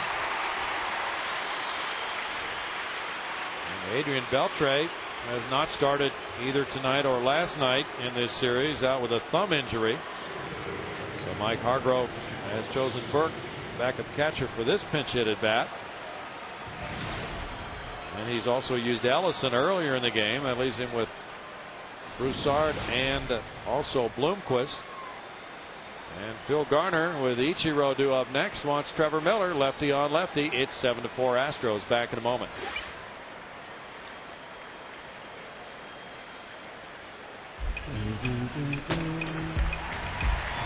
Astros may not be reproduced or retransmitted in any form without the express written consent of the Houston Astros. And the Astros make the move to bring in Trevor Miller. Woody Williams out of the game with a 7-4 lead and a man on base with 2 outs. Ichiro the batter. Ichiro is 2 for 3 in this game with an RBI single in the 3rd, another single in the 5th, 2 stolen bases. That's the matchup as Miller comes in with no wins, no losses, a 7.64 ERA.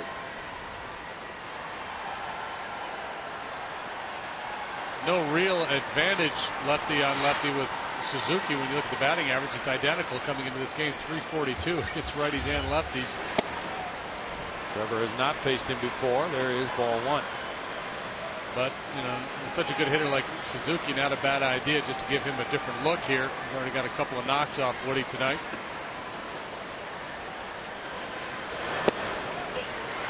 One and one. How about those numbers? Identical. Miller pitched Tuesday, Wednesday, and Thursday in the Oakland series. Soft liner over second base into center field. 3rd hit of the game for Ichiro. He was 4th in the American League in batting average when the night started at 342. He's a magic man.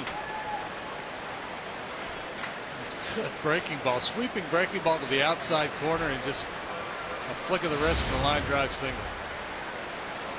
And that's the only batter for Trevor Miller in this game. Switch hitting Vidro up next. And the Astros once again turn to the bullpen.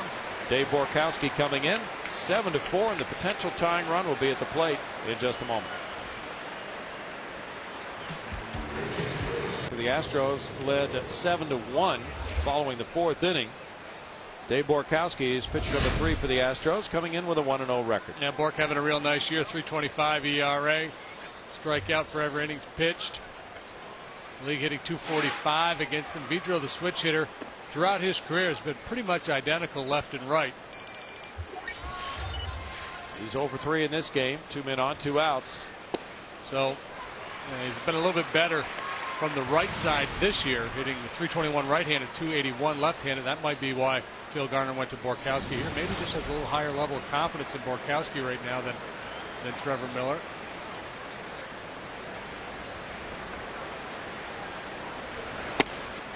Fastball makes it an even count at 1-1. Vidro was 2 for 8 against Trevor in his career. And he is 1 for 1 against Borkowski. Mariners are 2 for 5 with men in scoring position.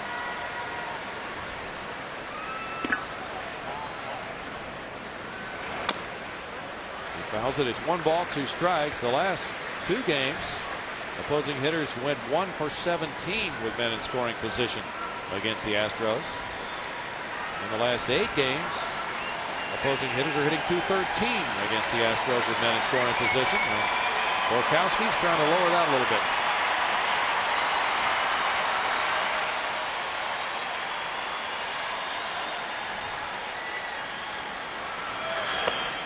Vidro, a very disciplined hitter, lifetime 300 batting average for Vidro. Back to his best days in Montreal. You go in there for a weekend series, you can count on him doing some damage. Lots of doubles.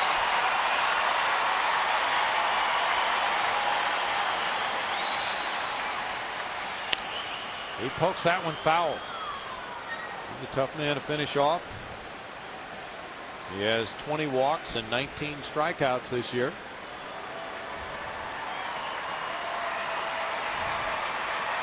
Vidro, 32 years old, a .301 career hitter.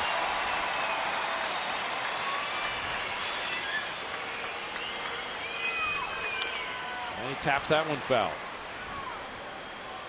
Jose Guillen on deck. He homered in the 6th inning.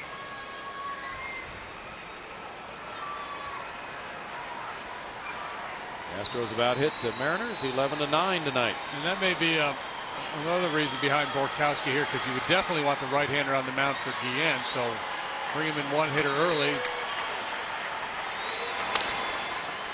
You know, if it's a push, lefty or righty versus Vidro, why not bring the right-hander in just in case he reaches, and then Borkowski will face Guillen, and he won't, you know, he'll have some pitches under his belt. Hopefully, it doesn't come to that here in the 7th.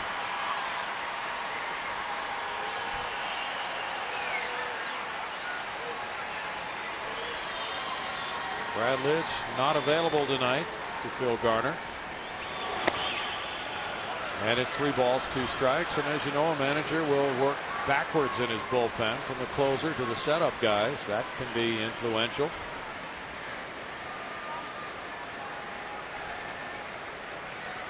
Three and 2 outs. The runners move.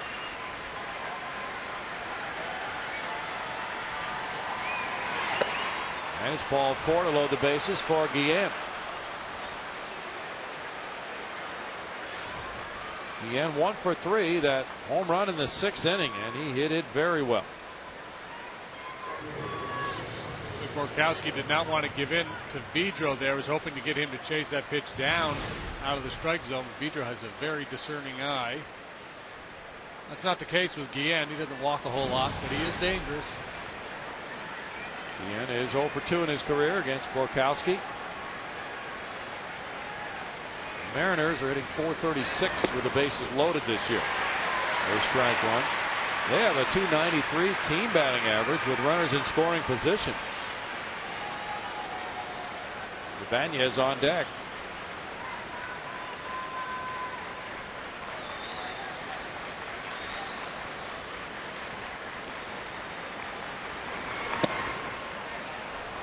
One and 1. Borkowski got the win Tuesday night against Oakland in the 11th inning contest. Also pitched Thursday. And that one he gave up to Marco Scudero homer that tied it 5-5 in the 6th.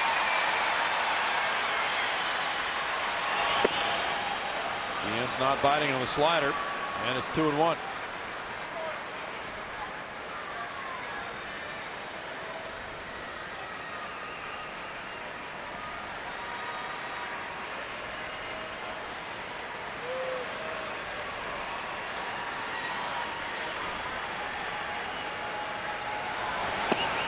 Yes, it was. 2-2.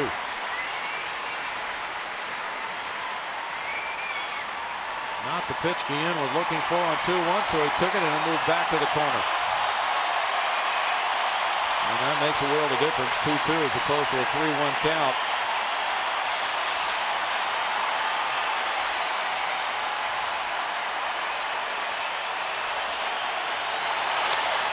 He flicks it foul.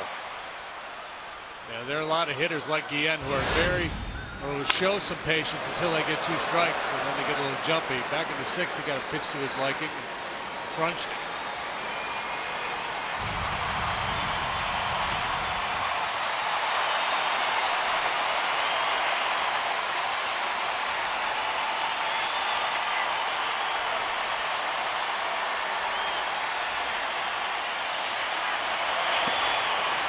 It's a full count. On the second straight batter for Dave Borkowski.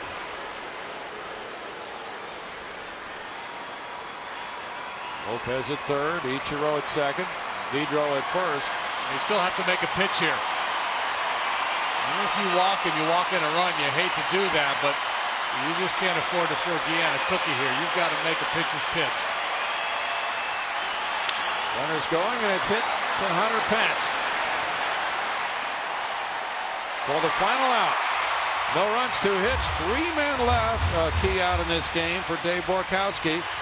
And the Astros maintain their 7-4 lead in the 7th. For more on the Astros, we send it to Kevin for tonight's Toyota Truck Game Break. Fine.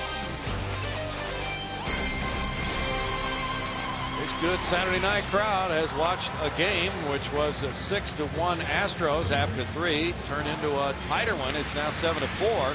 Dave Borkowski, after walking Jose Vidro, got Jose Guillen on a fly ball to center on a 3-2 pitch with the bases loaded to get out of trouble in the top of the inning. Now the Astros are looking for some more run support for their pitching staff as they come up in the home 7th inning against pitcher number 3 of the night.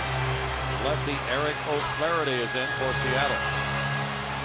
O'Flaherty after the 19th time, he's 3-0 with a 2.49 ERA. He too just a youngster. He's 22 years of age. From Walla Walla, Washington.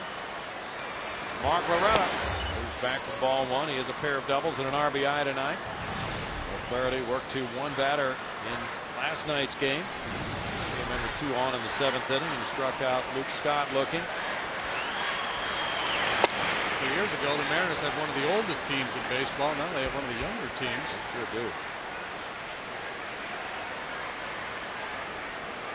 Young pitchers working tonight. Fearbin now, 22-year-old O'Flaherty. He was a 6th-round pick in 03.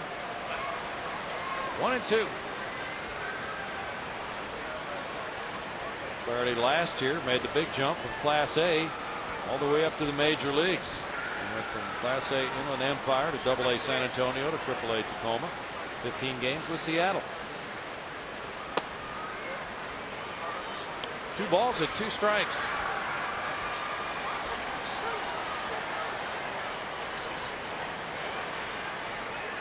Loretta's going to have to get a double to center here now. One to right, one to left. Yeah.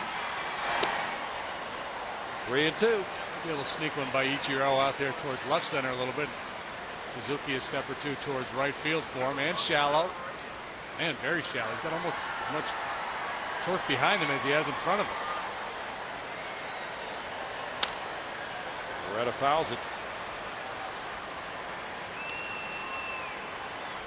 Woody Williams in 6 2/3 innings allowed 8 hits and 4 runs with no walks. He struck out 4. He threw 95 pitches.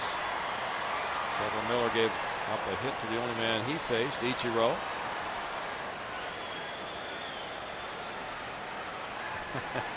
That's a happy guy. There's a leadoff walk to Loretta. 3rd walk the Astros have drawn in this game. And Luke Scott will follow. This is the 4th inning in which the Astros leadoff man has reached base. In 2 of the 3 so far, that runner has scored. Scott has lined to first, struck out, and flied to left. Jared Weaver and the Angels shut out the Dodgers 3-0. Jason Schmidt the loser in that one. A lot of great pitching going on today. This is the 3rd shutout, I've heard. Chad Qualls warming up for Houston. Francisco Rodriguez gets save number 22 in that 3-0 Angels win. White Sox are leading at Pittsburgh. Chad Qualls warming up for Houston. That's a 5-1 White Sox lead in the middle of the 8th. Josh Fields hit his first homer. Ibanez underneath. 1 out. Mike Lamb. See if he can keep his consecutive hit streak going. He's had hits in 6 consecutive at bats. 4 last night, 2 tonight, with an intentional walk thrown into the mix. Challenge here, pretty tough left-hander on the hill.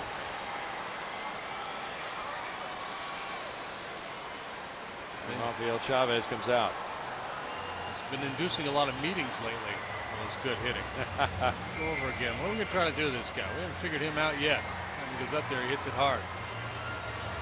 Well, Mike Lamb was hitting .248 before the Thursday night game with Oakland. Now he's at .302. 7 for 14 on this homestand with a homer and 5 runs batted in. The Astros' club record is 8 consecutive hits. And Mike is at 6 right now.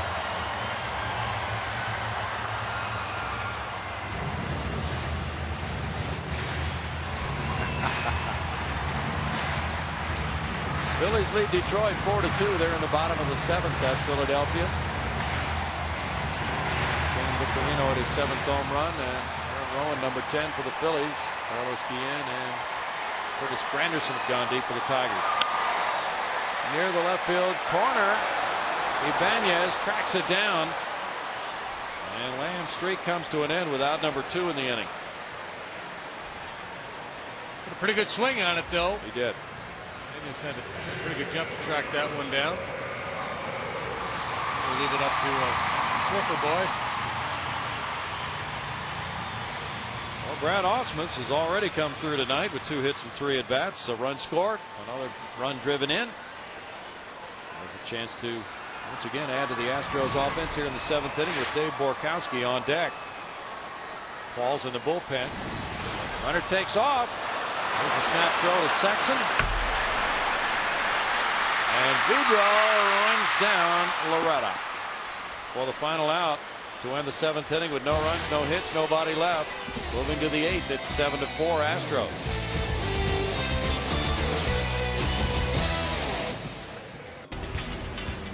Morgan Ensberg enters the game at third base. It's a double switch, putting him in the 9th spot in the batting order. And the new pitcher, Chad Qualls, goes into Mike Lamb's number 7 position with a 5-3 record and a 3.74 ERA. Worked 2 innings on Thursday, allowed nada. League hitting .256 against Chad. So if Brad Lidge is not available, Qualls 8th, Wheeler 9th, I guess would be the game plan. There is strike 1 to Ibanez. He's 0 for 3. Dave Borkowski worked 1/3 of an inning, allowing no hits, no runs, with 1 walk and no strikeouts.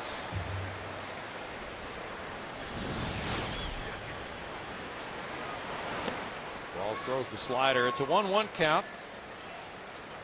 Chad worked Tuesday and Thursday in the Oakland series. And he has pitched scoreless ball during this homestand.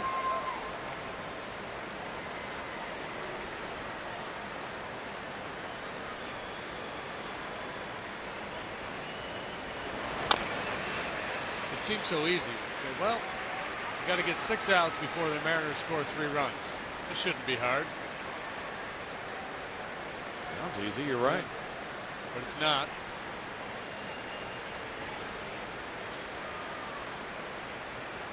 Qualls has not given up a run in any of his last 6 appearances. Ooh. That makes it easier if you can break off a slider like that. You get that leadoff man, too, is so important. Just don't want to open any doors. No walks, no errors. Force the other club to put the ball in play and beat you with base hits, and then it becomes a percentage play. Awfully difficult if you keep the ball in the ballpark. You string that many hits together against your top relievers. Richie Sexton is 0 for 3.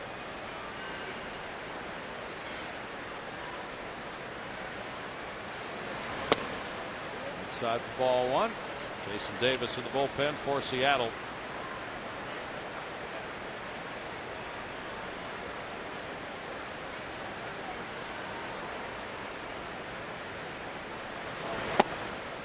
Sexton started. They appealed his swing at first, but he did not go on the ruling by Brian Knight. It's 2-0. In the 5-1 win last night, it was Dan Wheeler for 1/3 of an inning, Brad Lidge for 1 inning to close it out for Wandy Rodriguez. 3 balls and no strikes, and that was important because in the 11-inning game on Thursday night, the Astros went to the bullpen in the 5th. 7 innings of relief work for the pen on that occasion. 3 balls and a strike now.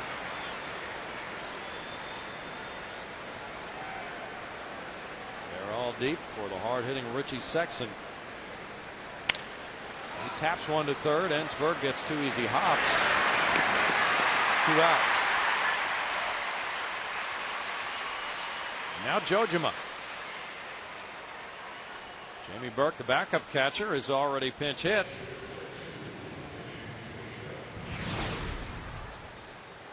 These Seattle catchers have really been providing a lot of offense. They have combined to hit .338 with 20 doubles, 7 homers, and 32 runs batted in this year.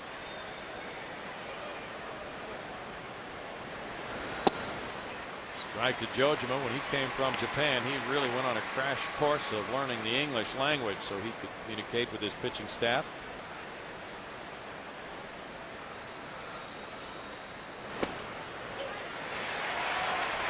.02. And he had that kind of role reversal. There have been a lot of pitchers who have come from Japan, but in his case, he was pretty well forced to learn English. 1 ball, 2 strikes. It's always nice when a foreign-born player can assimilate himself into American culture and learn the English language, but sometimes if there's a Hideo Nomo, somebody of that nature, and I don't know how well he really had command of the English language, but you can work around it because he has an interpreter. Hard to do that with a catcher who needs to communicate during a game. Yeah, unless every time the catcher went out to the mound, you sent an interpreter out there with him. And there's no similarities, of course, between Japanese and English. No. I mean, I would have no chance. I'd have to play 20 years in Japan before I'd be even come close. That's a very difficult. What these guys have done. It really is. Difficult language to learn. Flick foul.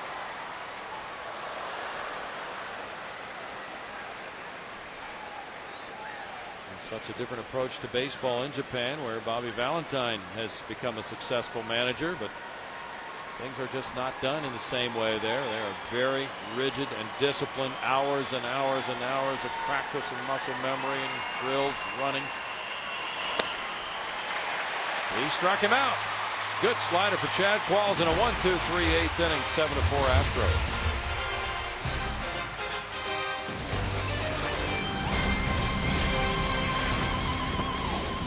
Fifth and 1 in the 6th inning to make it a 3-run lead. Happy Father's Day coming up, and there's a special sign to folks back in Seattle. Right here, it's Jason Davis taking over. He is pitcher number 4 for the Mariners. He's 1-0 with a 4.01 ERA. We saw him last night work 2/3 of an inning. A couple of hits allowed, no runs, no walks, and a punch out. A hard thrower, good movement on his fastball. Control's a bit of an issue. He's walked 19 men in 24 2/3 innings. That's a very high number. They're having a nice little chat there. Maybe he should put up his sign for somebody. Put your sign down. You're embarrassing me. Brad Ausmus is 2 for 3 in this game. 2 singles to center field. The run scored, an RBI.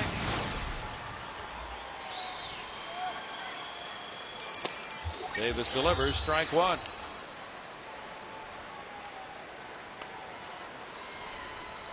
Davis came in the 7th inning last night. He did not face Ausmus. Morgan Ensberg is on deck. Craig Biggio due up 3rd. It's 0-2. The Seattle bullpen has a closer, J.J. Putz, with 19 saves and 19 opportunities this year. And they are getting him ready. Opportunity being the operative word. Don't want to give him that opportunity because he has been nails.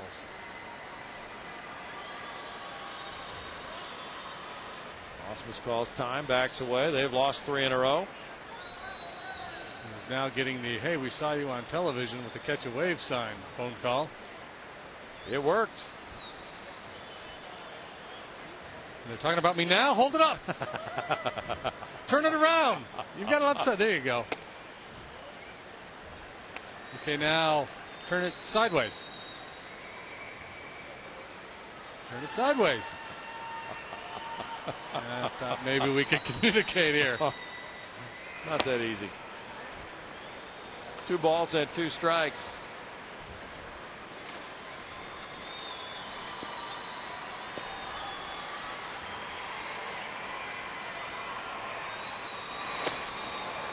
And now it's a full count. There have been a few of those tonight. The Astros have drawn 3 walks, and the Mariners have only drawn 1.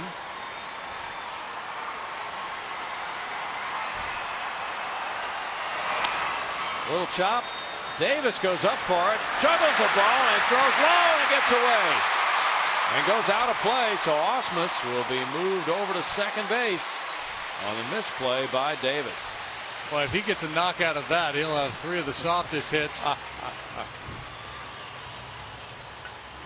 Davis almost made a heck of a play. Like a rebounder here going after this high chopper. Backhand, had it, lost it, threw it away. If that's a hit, Brad's right up there with Barry White. It's kind of like the Woody Williams play earlier in the game. 2-base error. Morgan Ensberg fouls it. There's strike 1. And his biggest mistake was probably rushing when he didn't need to. Now, he had plenty of time. If he just corrals that, takes his time, but he got in a big hurry trying to make the transition from glove to throwing hand.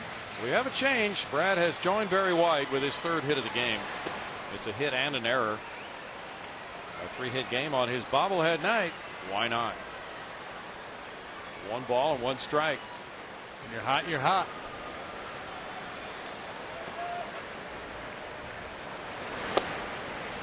And it's 2-1 to Ensberg. Morgan up for the first time, hitting .217. 28 hits in the last 2 nights for the Astros. What is going on here?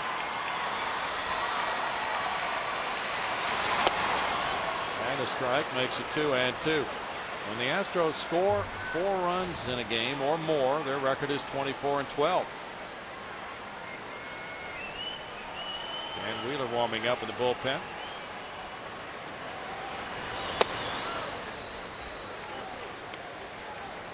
Three and 2 to Ensberg. Biggio on deck.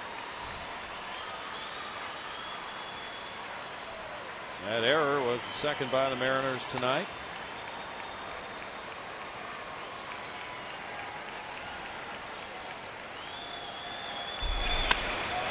High to left field. Ensberg flips the bat away. 2-run homer. And it's 9-4. Number 7 for Ensberg, giving him 19 runs batted in.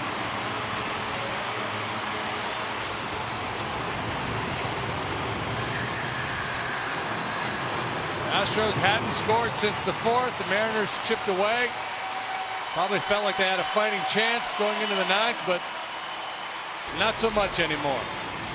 And it's our Coors Light Cold Blast provided by Morgan Ensberg on the 3-2 pitch. Tip of the cap, toss of the bat, up on top of the train tracks.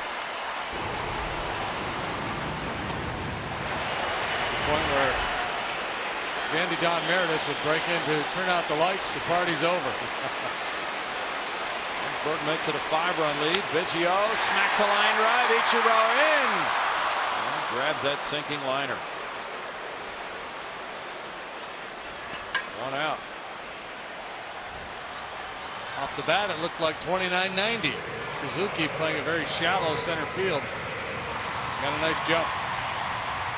Suzuki can really motor. It stays at 29-89. So wait till tomorrow. If he plays the day game. He may not. Hunter Pence fouls it back. Strike 1. He has an RBI triple in 4 trips. Well, Gar may be tempted to run this lineup back out again tomorrow. Very good. The homer by Ensberg was his first of the season at home. Well, they got the lefty Washburn go tomorrow. Yeah. Maybe Ensberg will get a shot to play. Especially after that swing of the bat. 1 ball, 2 strikes. Astros have been on it tonight with men in scoring position. 5 for 11. 2 homers, 8 runs batted in. 1-2 to Pence. Just a bit outside. The Astros have been out homered at home by a tally of 44-26 this year. start to turn that around, good things might happen for them. 2 balls and 2 strikes.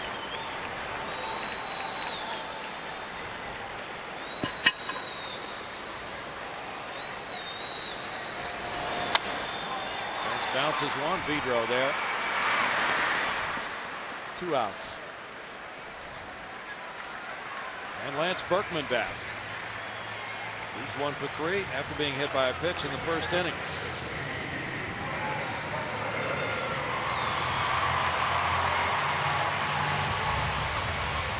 Hits last night for the Astros to tie their season high. 13 more tonight. They had a dozen in the 11-inning game on Thursday, which they lost to Oakland. They had 11 on Wednesday night. 4 straight games and double digits in the hit column. Berkman takes ball 1.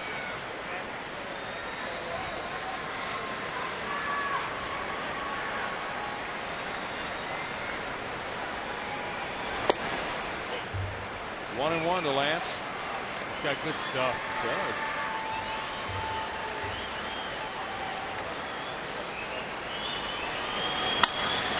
Line, Ichiro backing on it. Oh, that one was hit hard. And it's 2 runs, 2 hits, 1 error. Moving to the 9th inning, it's 9-4 Astros.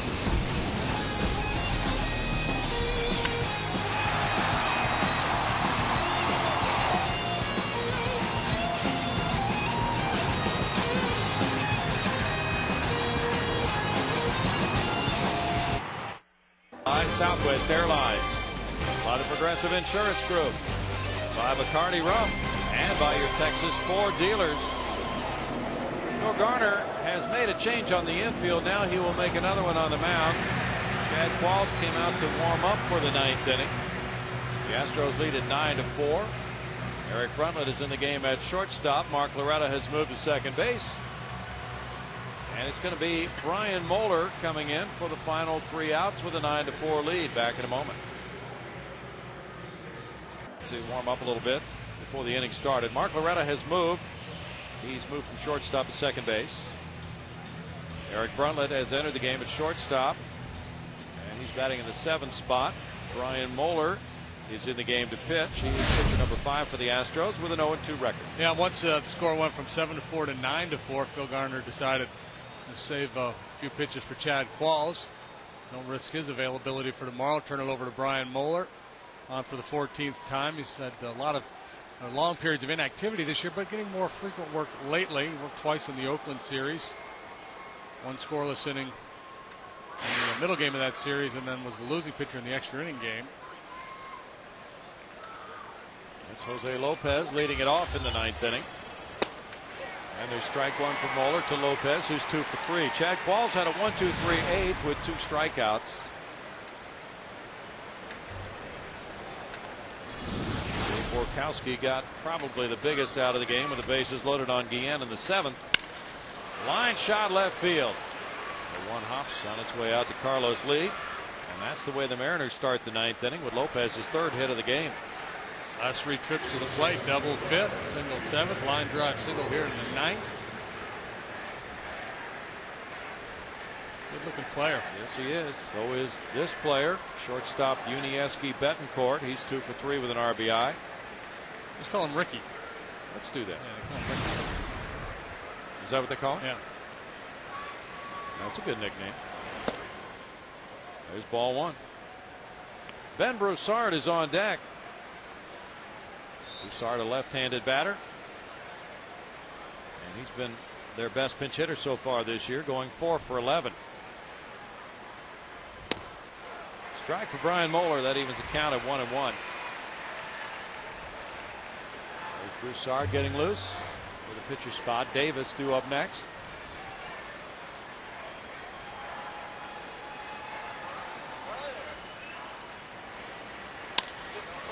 Moeller throws to Bruntlett. On to Berkman.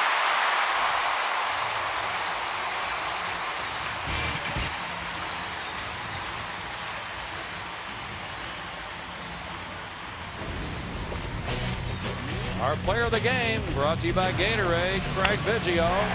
with a home run back in the second inning. 1 out of 5 tonight for Craig, but that home run, a big one. The 2-0 game into a 5-0 game. That much easier on Woody Williams. Now it's pinch hitter Ben Broussard batting for Davis. Former Cleveland Indian taking strike one. Broussard, a .265 hitter, has 3 homers, 9 runs batted in. He's had 68 at bats. He taps it to first base foul. Broussard, as you mentioned, 4 for 11 pinch hitting with a homer and 5 runs batted in. That includes a pinch hit grand slam for Broussard. He has 3 career pinch hit grand slams. That ties a major league record. This big crowd is ready for a finishing kick from Brian Moeller. Little tap to Bruntlett. And the Astros win this interleague series by taking the first 2 from the Mariners. Now they go for a sweep tomorrow. Woody Williams going to 3-9 with a victory. Chae-Sung Beck, the loser, goes to 3-3. Mike Lamb had at one point 6 consecutive hits in this series. He does it again tonight. And the Astros knock off the Mariners by a final score of 9-4. Stay right here. The Astros Live postgame show is just ahead with interviews and highlights. Greg Lucas will be with Jimmy Wynn out of the Landry's Crawford boxes for analysis. It's all up next here on FSN Houston.